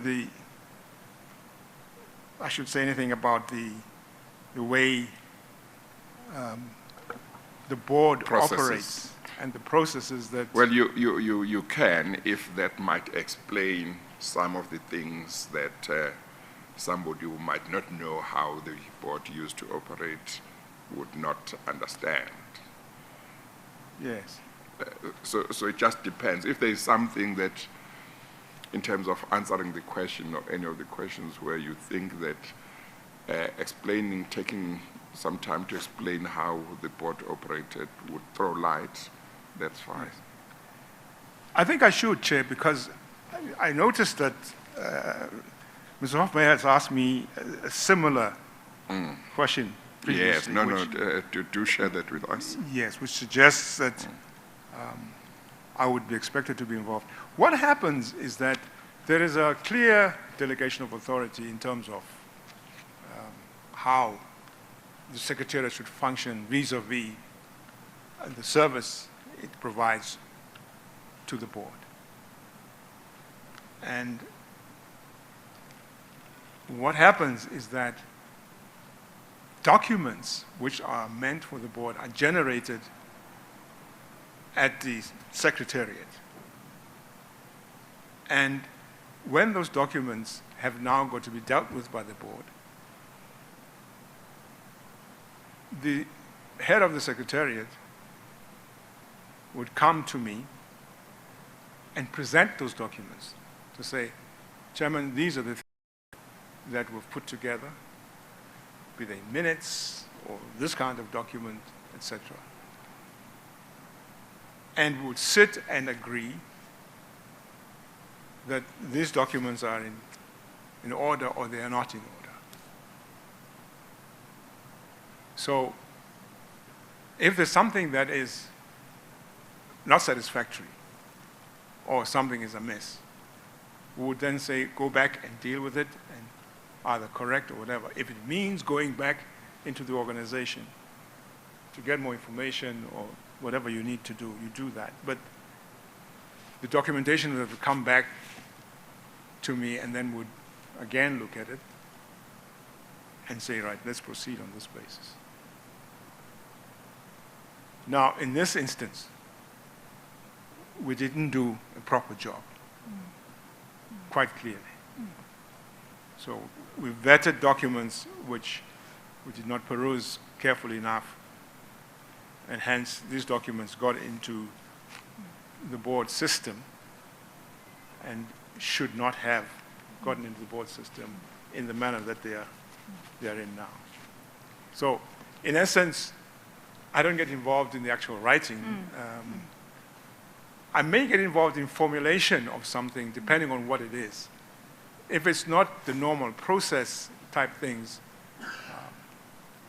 if it's a letter which has to go about, the debt in Soweto or something like that, for example, then I would have to be involved directly in the construction of the particular document, especially documents that go into the public domain. Mr. Tsotsi, thank you for that. And in fairness to you, notwithstanding the background that you've given a moment ago, I don't take you in your evidence to be shirking from your responsibility as the signatory of this document to have represented that the information was correct. You see at the bottom it says you are, in a sense, confirming that the information above is correct. You accept that was your responsibility? Yes. Yes. So then I'd like to go to the point after the bullet on page 237, because this is the one that probably represents the most egregious misrepresentation of the position, because what's recorded there is the board recognizes that there is value in platforms that enable Eskom to interact with the public, to communicate and garner support for the work that it is doing to ensure that South Africa has sufficient energy. In this regard, the contract provides an opportunity for Eskom to achieve the foresaid objective. Okay, if we can just stop there. Remember, the previous board had concluded that there was not value in the contract. Agreed? Yes. And the previous board had charged... Sorry, Mr. Tsotsi. I know it's late afternoon. Make sure that your voice doesn't go down so it can be recorded properly. When you said yes, your voice was quite low. Yes, yes, Chair. Yes, okay, thank you. And but certainly there's a caveat there, but anyway, we'll talk about that. The board had also agreed... Well, I'm sorry. If there is a caveat, make sure that you put it, because if you never put it, the transcript won't read that there was a caveat. Right. When we had a discussion as a board, this was now on either the 3rd or the 8th. When we were discussing the value of this contract, the discussion was focused on the fact that the contract was irregular, and it having been irregular had created a situation where Eskom was put in a position where the financial statements had to reflect this irregularity. And also the fact that the contract didn't have a termination clause. So these issues were issues which the board agreed, certainly, that they disadvantaged Eskom. So the understanding that this is a bad contract stems from that, because those were facts that we had before us. Now, what we did not have as facts was the commercial value of the contract. And like I say, unfortunately, what has been written here does not make that distinction. The board did not say that there's no commercial value in the contract. That was not raised with the board. Because the legal advisors said to us that the board would need to verify that there is indeed commercial value in the contract. They were not competent to pronounce themselves on that. Nor did SNG go into that matter. Hence, the Dwaba Mazwai attorney suggested to us that they in fact suggested we should go back to the auditors and ask them to do a commercial review of the contract. Now, the other aspect which was not known, I don't believe was known to the board, was the fact that ordinarily, in any contract that Eskom enters into, the commercial value of that contract will be established in the process of negotiating that contract. Now, we were not privy to the fact that that did happen because Mr. Mozilla did not avail himself for us to engage him on that particular matter. Hence, in the legal advice that the lawyers gave us, they did indicate that it would be prudent for us to engage with Mr. Mozilla to establish whether, in fact, there was commercial value that he saw in the contract. So I would say then, in response to the question or to the observation, that perhaps this paragraph does not do justice to precisely what the board's intent was when they said this was a bad contract. That is my understanding. Mr. Tsotsi, is your evidence before this commission that you circulated a round-robin resolution to the board of Eskom to approve a 43 million rand contract for Eskom in circumstances where the board of Eskom had not assessed the commercial value yet of that contract? The fact is that the board did not assess the commercial value of the contract, no. So that is a fact. You asked the new board to approve a contract in respect of which no assessment as to its value to Eskom had been done. Chair, I don't believe that is the point for me. If you were to ask me why we ratify the contract, I would simply say that is the advice we got from our legal advisors. Well, I'm not sure if that's correct, because as I understand your evidence and some of the documentation, they answered certain things, that is your legal advisors. But they said when it comes to whether this contract has commercial value, we can't tell you. Now, I was going to say this to you, that my expectation would have been that whatever board, if they are asked, or if they have got to, or if an issue arises about any contract that management might have entered into, or if they are asked to approve any contract, the first thing would be, how does this contract help us as Eskom? That goes to the commercial value. Now, of course, there may be things that an entity such as Eskom might do where they might not put commercial value quite high up, but there are other considerations because it's a public entity, blah, blah, blah, blah, blah. But nevertheless, I would expect that the board would take a view on the commercial value, and if they say the commercial value is not high, but we are justified in doing it nevertheless because of A, B, C, D, at least they have applied their mind to whether what they are going to approve is something that should be approved.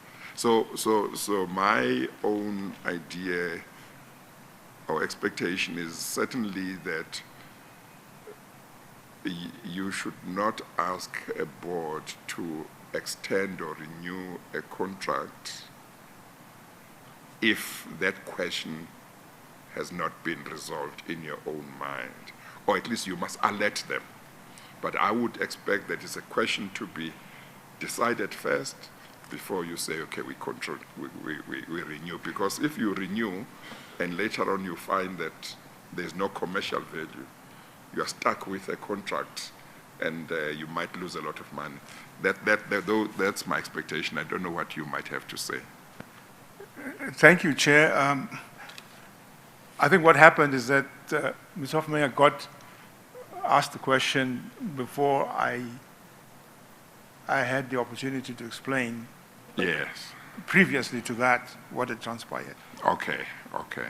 And I think if the question was asked, why did I ratify the contract? Yeah. I would then have dealt with what we're talking about now. Okay, So- okay, okay. May I go into that? Yes, go Because I into think it, that yeah. would then help us Yeah. in terms of the matter that you've addressed now. Chair, on the meeting of, I think it's the 3rd, I stand to be corrected, either the 3rd or the 8th meeting, I'm not exactly certain. I think it was the 3rd. The lawyers were present in the meeting. And there were a few things which we were dealing with, which they had observed in the S&G report, and one of which was the value of the contract. They said to us that in order for us to ratify the contract, it would be advisable for us to establish whether there is value in the contract, meaning commercial value. And then they went on to say, when they were now dealing with cancellation of the contract, they went on to say that if we took the route to cancel the contract, we will be doing so with no legal basis to terminate.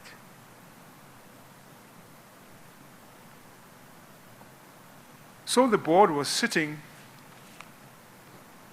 with these two positions. And there was quite an extensive discussion in the board about these two issues. One of the things that was raised in the board meeting, which was also a consequence of what our lawyers had indicated,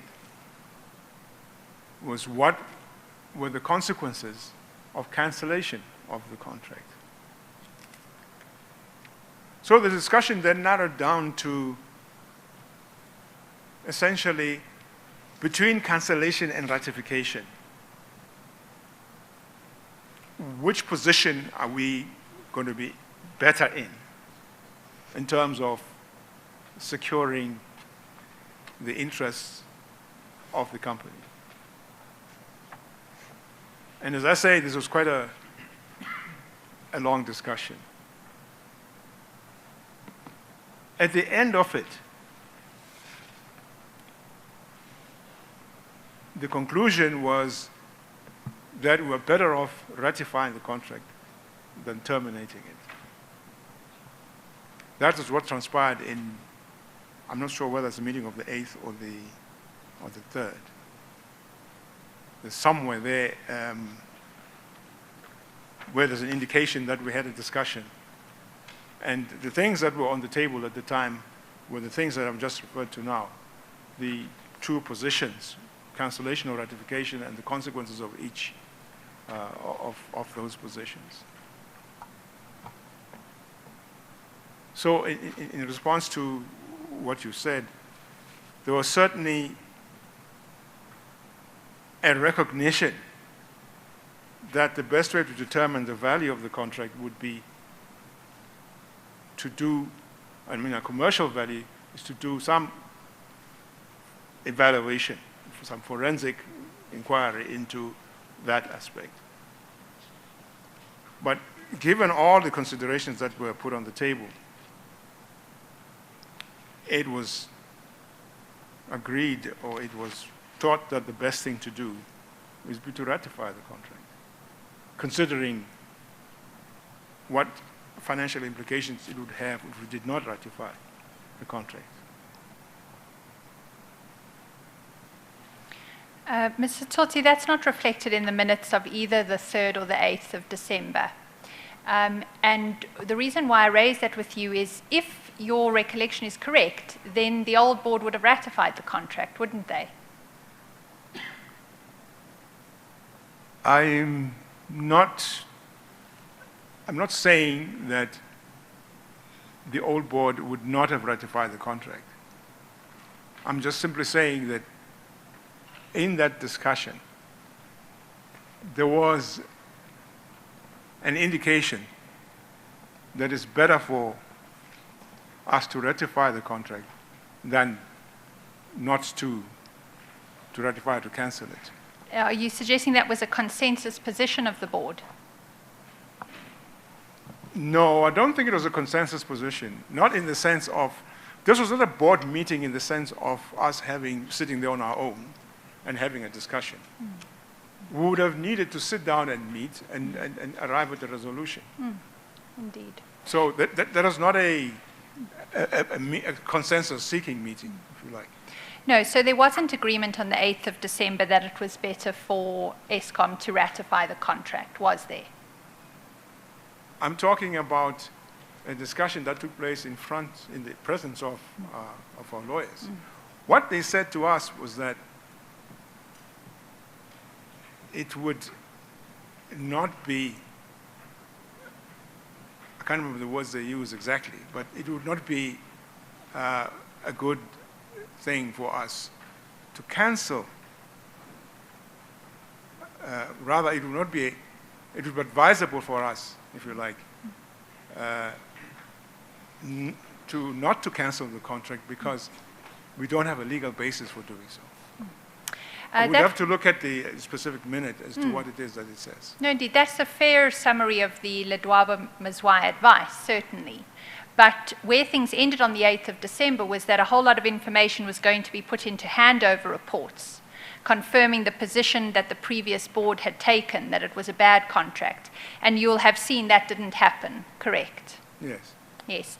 And then when you circulated the round-robin resolution, statements are reflected in the summary of facts that suggest that there is value in the contract for Eskom. That's the paragraph we were looking at previously. One, yes. Do you accept that that was not correct? Well, insofar as it reflects the fact that there is no commercial value in the contract, then I would say that should have been explicitly stated.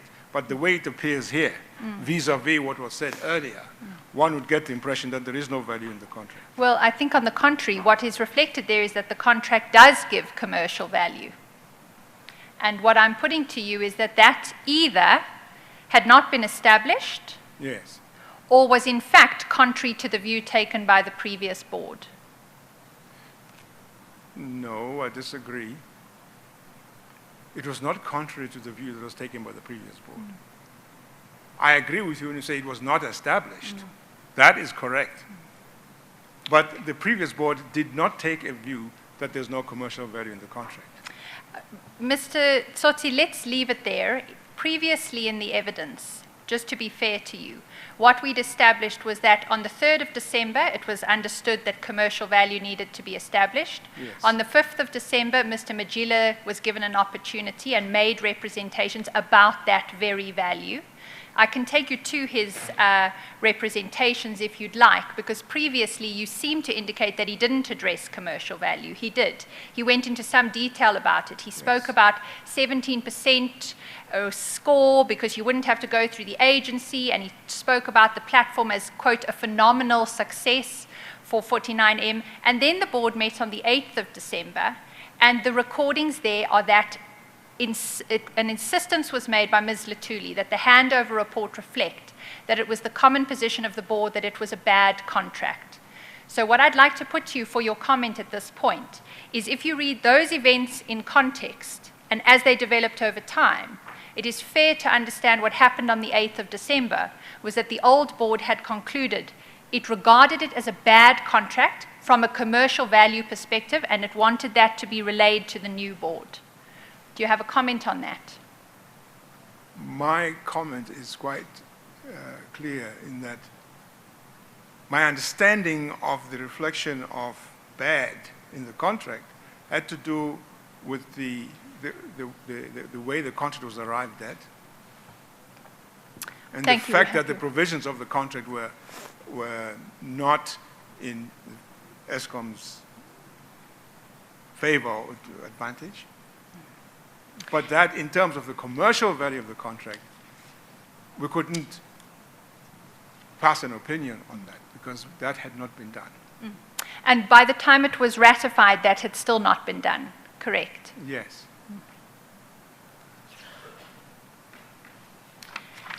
If we can then move to the votes. Chair, I want to deal with this briefly because we concluded with Mr. Pomensky's evidence on the basis that we actually weren't certain whether the round-robin resolution had passed because we'd only managed to obtain records of 9 responses.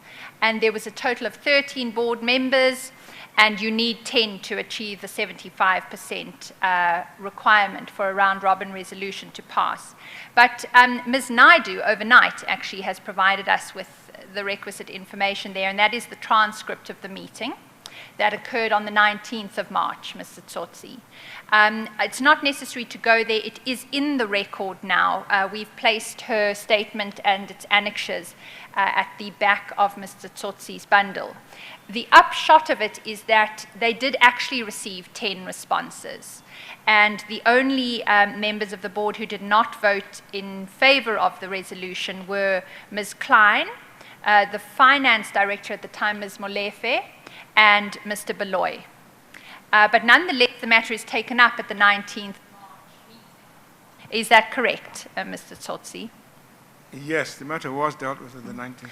Why was it dealt with at the 19th March meeting if the resolution had already passed? No, I think what the intention was, first of all, was to report what the resolution's outcome was. And there were some outstanding issues that were addressed, which needed to be dealt with. And that was the issue of the action that should be taken in respect of Mr. Mozilla and Mr. Chiu, the disciplinary processes. Let's come to that in a moment. One thing just in relation to the round-robin resolution I forgot to ask. You didn't attach a copy of the actual contract that the new board was being asked to ratify when you sent out the round-robin resolution. Why was that excluded?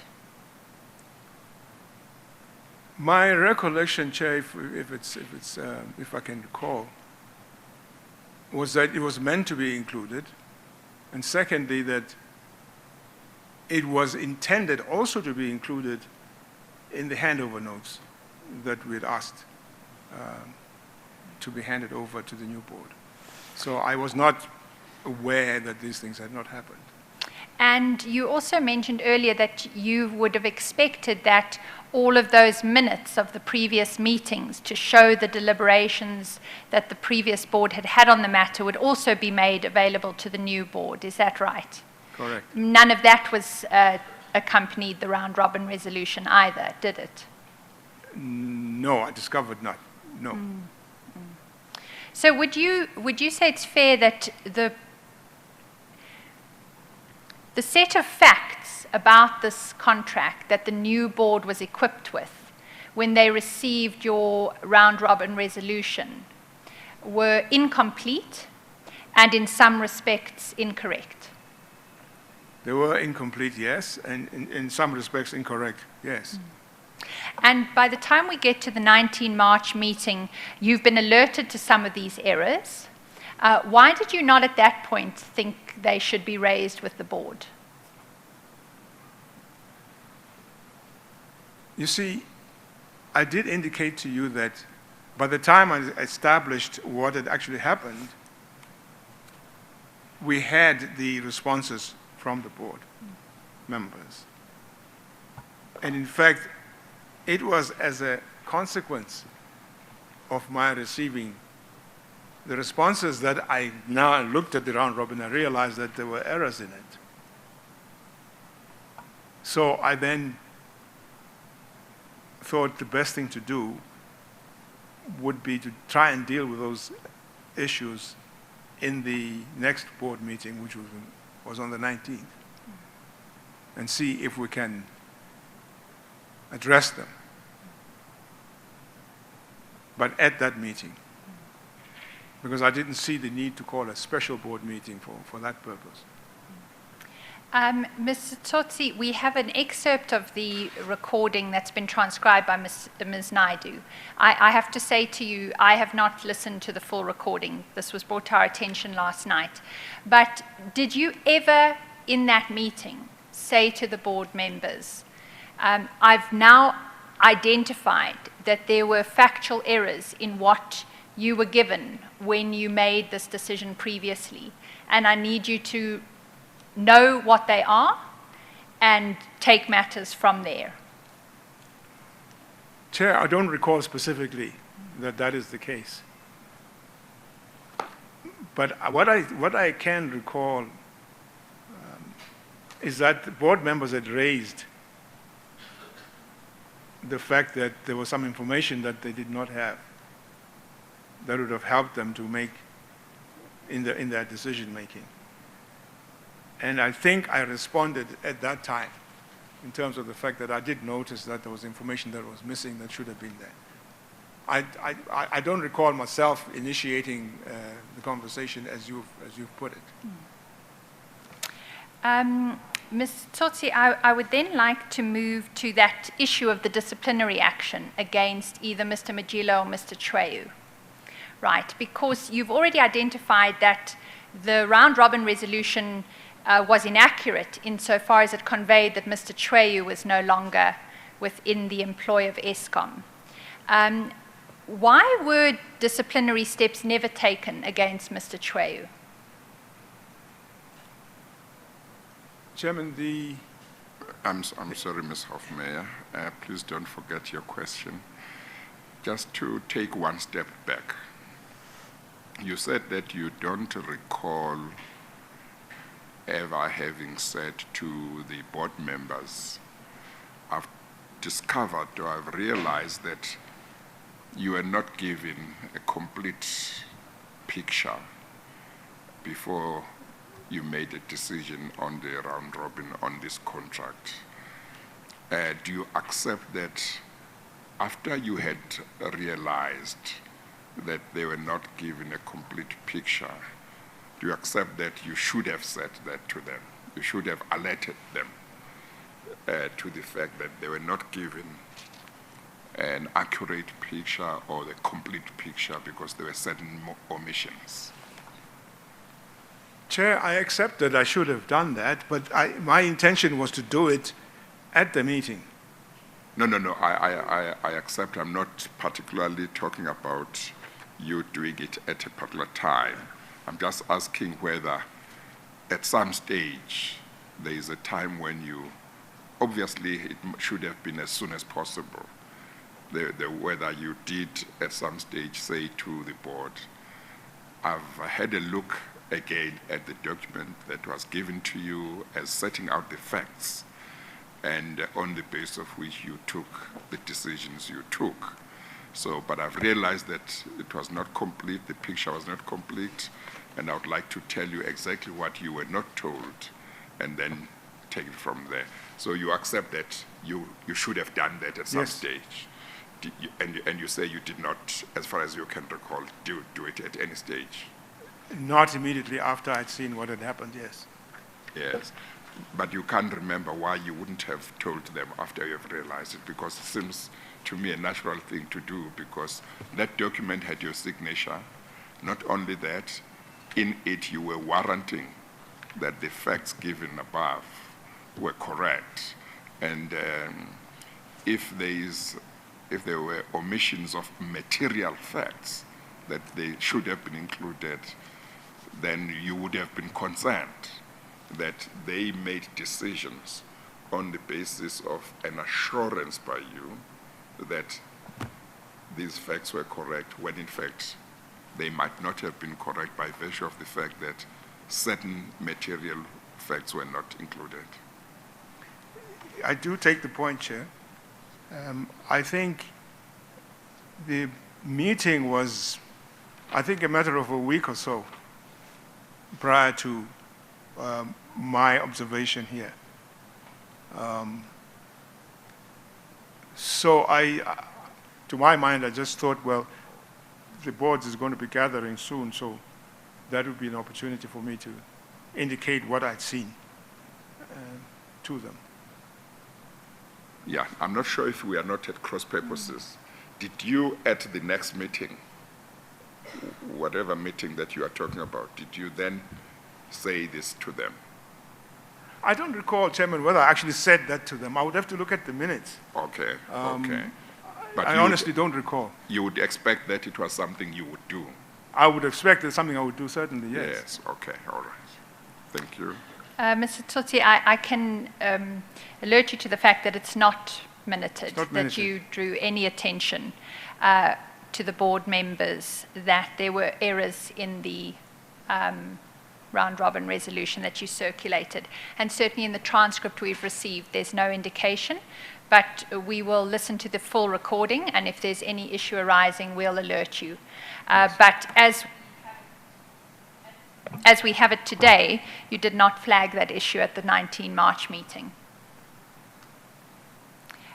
Chair, if I may, we are shortly before 4, and I just wondered what the arrangements will be, if we'll sit a bit later. How would you like to continue?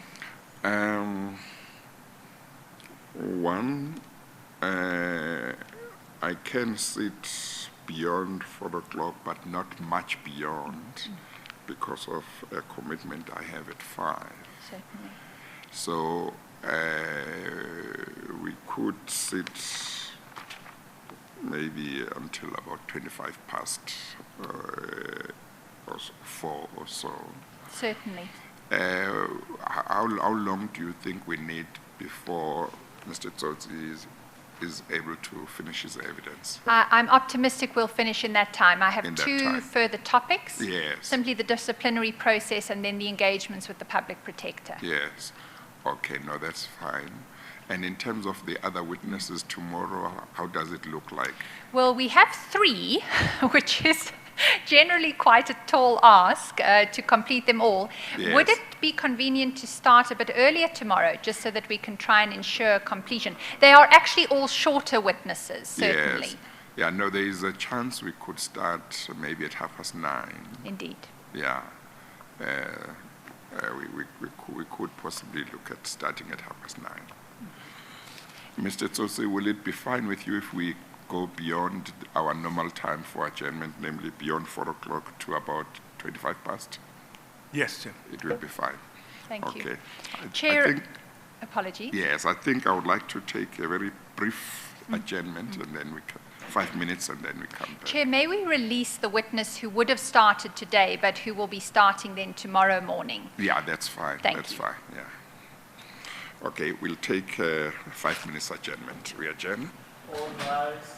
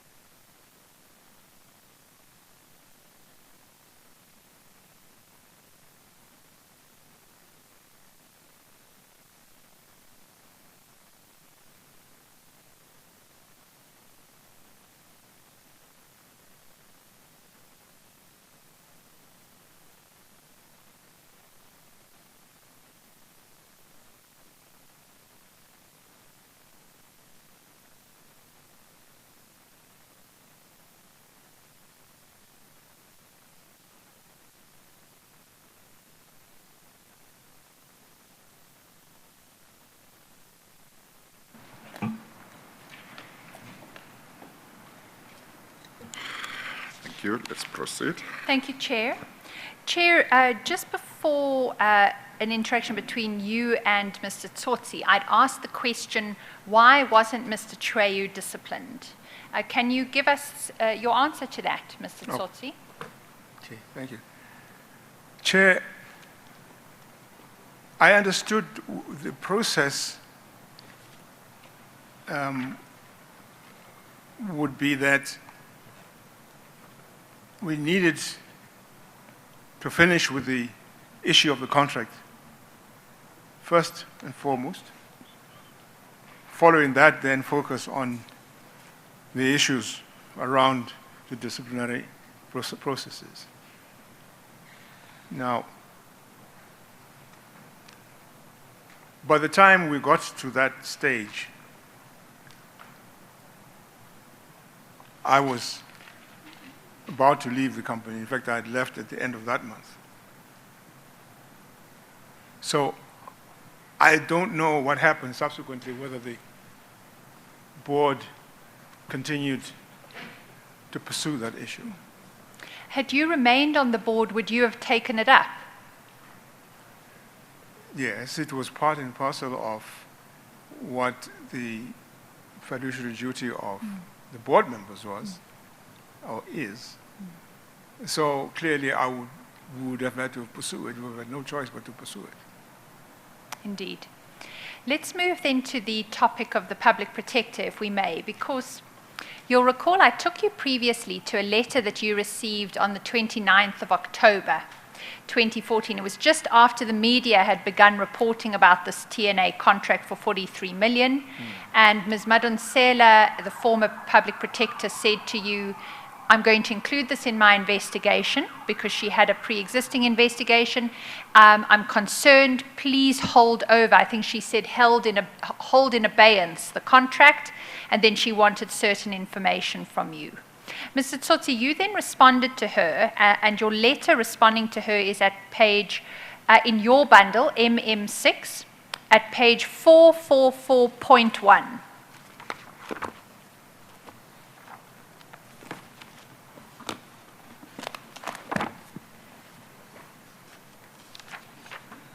Page 444. 3 fours. Yeah, point 1. Point 1, indeed, Okay. Chair. 444. Yes, point 1. Oh, point 1. Okay.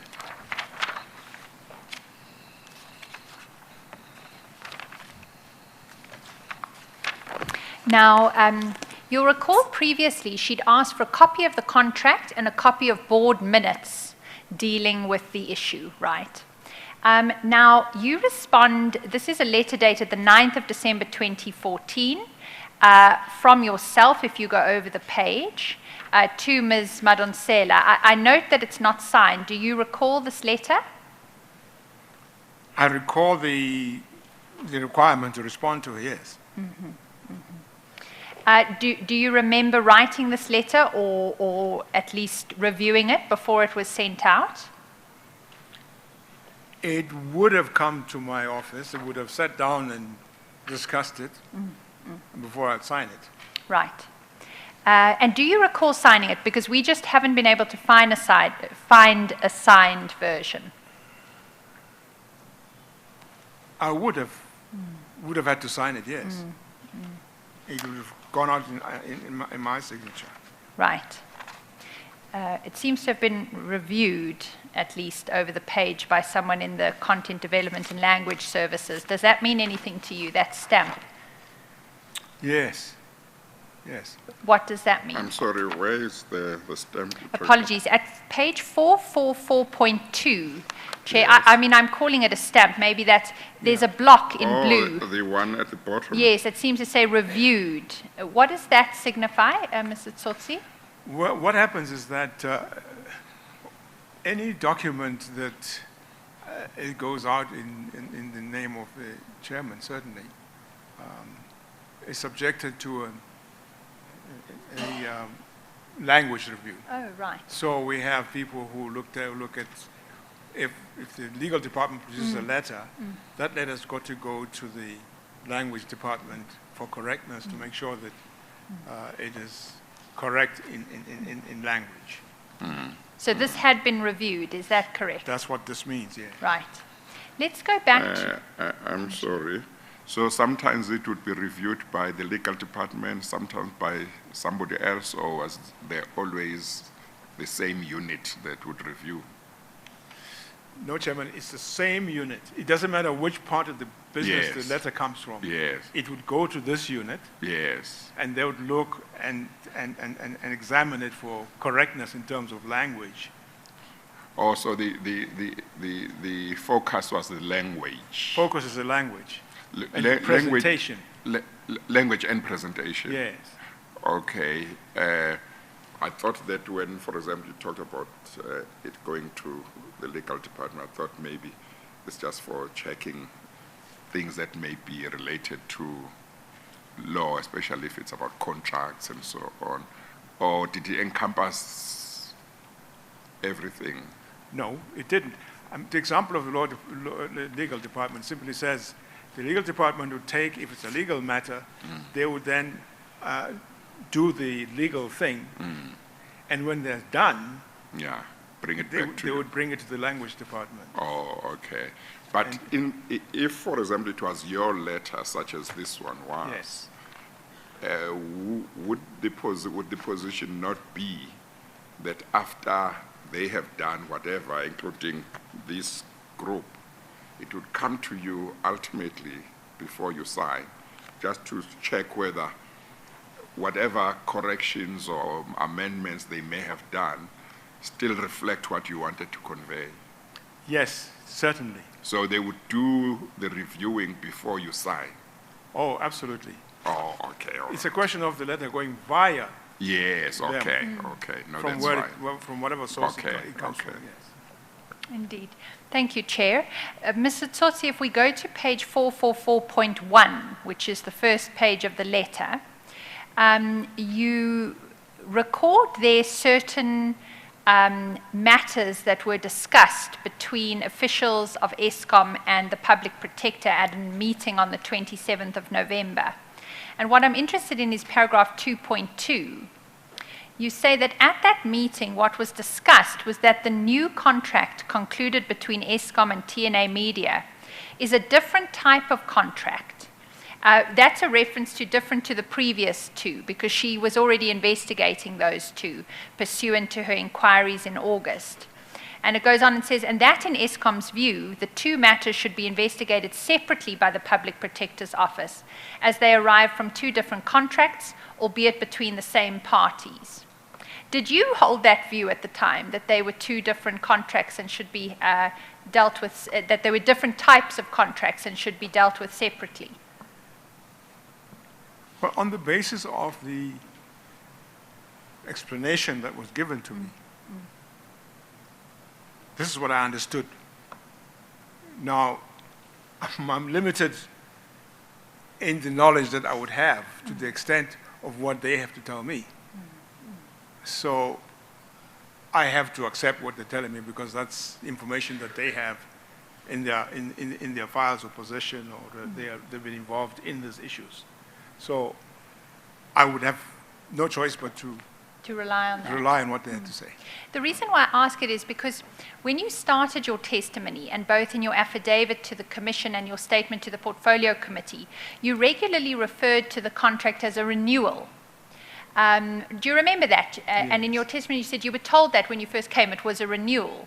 And it's against that backdrop that I'm querying why you would then be saying to the Public Protector it's a different type of contract, if the prior understanding was it was a renewal of an existing contract. Yes. I only began to understand, what in fact this last TNA contract was, the one we were involved with now, only when we went into the inquiry with the SNG, and that matter came to the board. As then I understood that, in fact, this is a separate contract to the previous ones that were engaged in. So all along, I was under the impression that there's a continuity of what had been happened before. But at least by the time you did your affidavit for the commission and the statement to the portfolio committee, you'd understood that it was a new contract. Is that right? Yes. Okay. But you still described it as a renewal. I must have been I think it's just Got too accustomed to it. Yeah. You must have got too accustomed to saying it's a renewal. Yes. Right. Because the renewal makes it sound like it's something that was existing and it's easy to just roll over, doesn't it? Yes. Yes, but it was an entirely new contract for 43 million, correct? And then if we go to paragraph 3, you say, as agreed in the meeting referred to above, I attach for your attention a copy of the new contract between TNA and Eskom. So certainly you ensured that Ms. Madonsela got a copy of the contract. But as we've seen previously, unfortunately, the board itself did not get a copy, Yes. correct? Yes. And then you go on and you say, I am not, however, able to provide you with the minutes of the board meetings and the pursuant resolutions at which the new agreement was deliberated upon, as this matter was never discussed by the Eskom board of directors. Do you see that? Yes. Why would you have said that, Mr. Tsotsi, on the 9th of December, when the board of Eskom had discussed this at 3 previous meetings over the course of the last few weeks? The reason is because the public protector was not talking about those discussions. Oh. I understood in her letter to me to be talking about the discussions that brought about the signature of the contract, the engagements that took place. And I suppose she was under the impression that the board would have been involved in the engagement that took place toward the conclusion of the contract. And I think if you look at a letter, that's what it sounds to me like. So I was responding to that. To meetings of the board prior to the conclusion of the contract. That's is that correct? correct? Yes. Yes. Thank you. And tell me, she then responds on the 15th of December. You'll see that at page 445. She refers to your letter of the 9th of December. And what I'd like to just draw attention to, she doesn't agree at paragraph 2 that these contracts are different. But she goes on at paragraph 3, that's over the page at 446, to say, as I'm still investigating the previous contract, I believe it would have been prudent or bona fide of Eskom not to proceed with the conclusion of the current contract pending the issuing of my final report and or having apprised me of such explorative meetings prior to concluding the current contract. Do you see that? Yes. She's in a sense saying, I've already flagged an issue here, and yet you've gone off and concluded another contract for 43 million. And at paragraph 6, she implores Eskom again, as she did previously in August, that Eskom's current sponsorship deal with the TNA should be held in abeyance pending the release of my provisional report, as well as the conclusion of the fact-finding review by the board. Do you see that? Yes.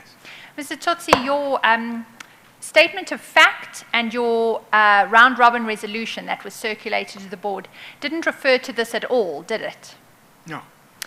Do you not think you ought to have conveyed to the new board that this was a matter that was receiving the attention of the public protector and that she had requested that you hold in abeyance your decision until she'd released her report on these matters? It could have been useful to inform the board, but in terms of the content of what she's addressing here, Chair, when I asked our lawyers, internal legal people, how do you respond to this? Because I noted this in particular, and I said, there's a signed contract in the hands of the service provider. And that's the TNA. How do you go to them and say, can we hold this contract in abeyance? And I didn't quite understand what holding a contract in abeyance means. I had to ask. I understood it to mean to halt the contract. So I was told that they were not able to perform that particular function, whatever it was, to hold the contract in abeyance. That's something they could not do because the contract has already commenced. So the response that I was looking for was to say, can we then comply with what the public protector is asking us here? And the response I got was that we couldn't.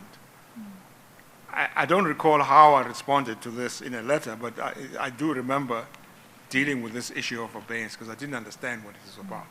And like I say, what I was told was that it means holding the contract, like suspending it, so to speak. Mr. Tsotsi, just one or two final questions. Was it ever considered by the board to approach TNA and say to TNA, this contract was concluded without the requisite authority, and a termination clause was removed from the contract despite legal advice within Eskom, and we want to renegotiate a new contract? No, that never came up. That did not come up. Do you think it might have been an option? In fact, it was an option, in a sense, in that it was mentioned in the Ledwaba Mazwai report. But what they said, what the lawyer said was that it would be dependent on the goodwill of TNA. And at that time, I was under the impression that I didn't think Eskom would see any goodwill from TNA under those circumstances. It was a substantial supporter of TNA, wasn't it? Yes, but then it will be Eskom's initiative to have to go to TNA and say, can we renegotiate the contract for these various reasons? And Mr. Tsotsi, last question from my side. At no point did you, this is a question, did you at any point receive advice that you could have gone to court to set aside the contract, to extricate yourself from it because it had been irregularly concluded? No, that advice we did not get. And I didn't know there was such a thing. But I understood much, much later there was something to that effect. But we didn't get that advice. Right. Chair, those are our questions. I have been informed by the lawyers for Mr. Tsotsi that they would like an opportunity to re-examine on 2 or 3 aspects, but they have requested that they may be afforded an opportunity to do so at the commencement tomorrow morning. We're quite close to the conclusion time. So. Yeah, okay, no, that's fine. At the commencement of Mr. Tsotsi's evidence, you mentioned that he may have knowledge of more things that the Commission would like to hear about than what you were going to ask him about today. Do you know whether the plan to make sure that the Commission, he comes back in regard to such matters is in place? It certainly is. It is. It's an aspect of the investigations that are being conducted and will be presented in the next Eskom session. Or in phase 2 of Indeed, Eskom? that's my understanding, yes. Okay, no, that's fine. I think I may have 1 or 2 questions for Mr. Tsotsi.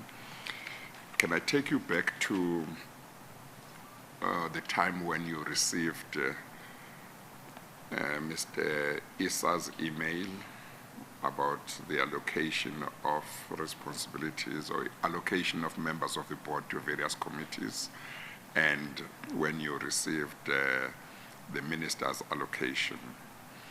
Now, is there any member of the board or any other person, even if they are not members of the board, with whom you ever shared this information to say, you know what, something very strange happened?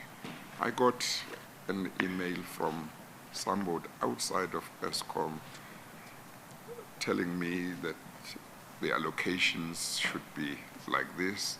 And then later on, I got exactly the same allocation from the minister. Is there somebody else with whom you ever shared that kind of that information? Who could be approached to and might be able to say, yes, actually, Mr. Tsotsi shared this with me, and maybe I was shocked how that could have happened. Chairman, I don't recall that there is someone I shared. With whom you shared that? Yes. What I did, I have or had an executive who worked in my office, who was in my office full time. Yes, yes. And he would work with me on this kind of thing. Yes, yes, yes.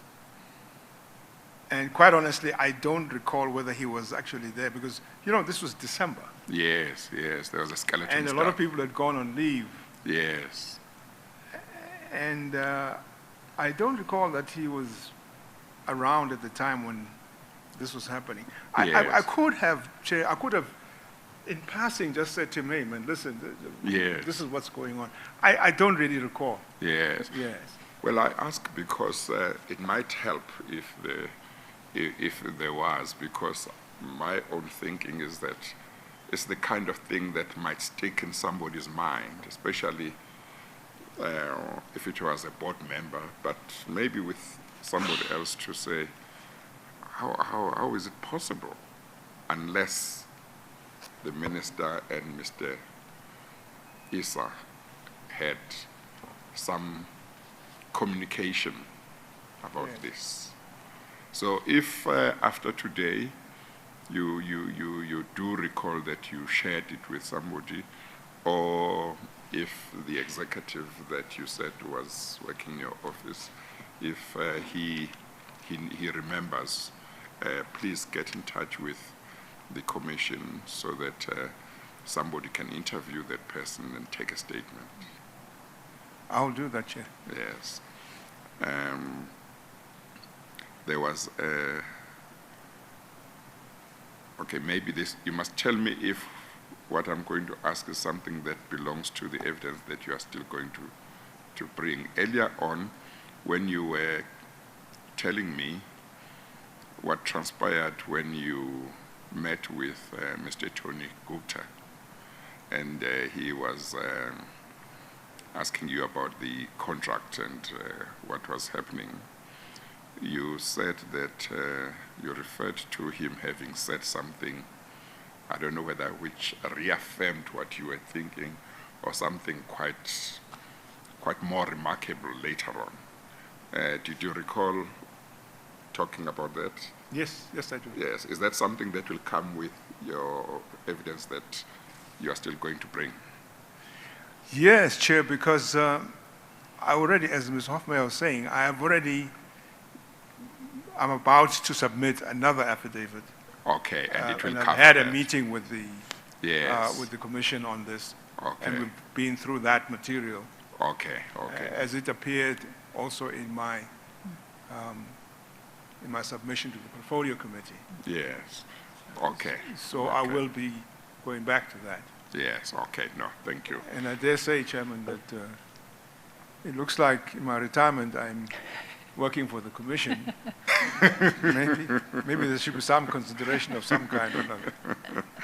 Well, some people say they become busier after retirement than before. Thank you very much, Mr. Tsotsi. Thank you for coming to share with the Commission what you know about these matters. We will see you again, but for now you are excused. Thank you, Chair. Thank you. Chair, if I may just raise one point, it will literally be a minute. Yes, yes. The Secretariat has informed us over the course of today that they've received correspondence from Mr. Gigaba indicating that he had not been given prior notice about the testimony of Mr. Tsotsi today insofar as that question of Mr. Mozilla's appointment is concerned. Yes, yes. He is absolutely correct. He was given no prior notice. Yes. I'd like to just indicate why that is the case. It is Yes. because no aspect of Mr. Mozilla's appointment and the Yes. evidence that Mr. Tsotsi gave today was traversed in his affidavit to the Commission. And Rule 3.3 notices are sent out based on the evidence that it is known to the legal team of the Commission will be given. Yes. Nonetheless, clearly it's come to Mr. Gigaba's attention. Had it not, I'd actually at the time sent a note to my learned friend, Mr. Mbikiwa, that we should do a Rule 3.3 notice following the Yes, evidence. yes. But he's been alerted to it, and we will engage him about any submission he wishes to make. I did Okay. just want to make that note publicly. Okay, no, that's fine. We'll adjourn then, and then tomorrow we'll start at 9:30. Is that Indeed, right? Chair. For today, then, the proceedings are adjourned. All rise.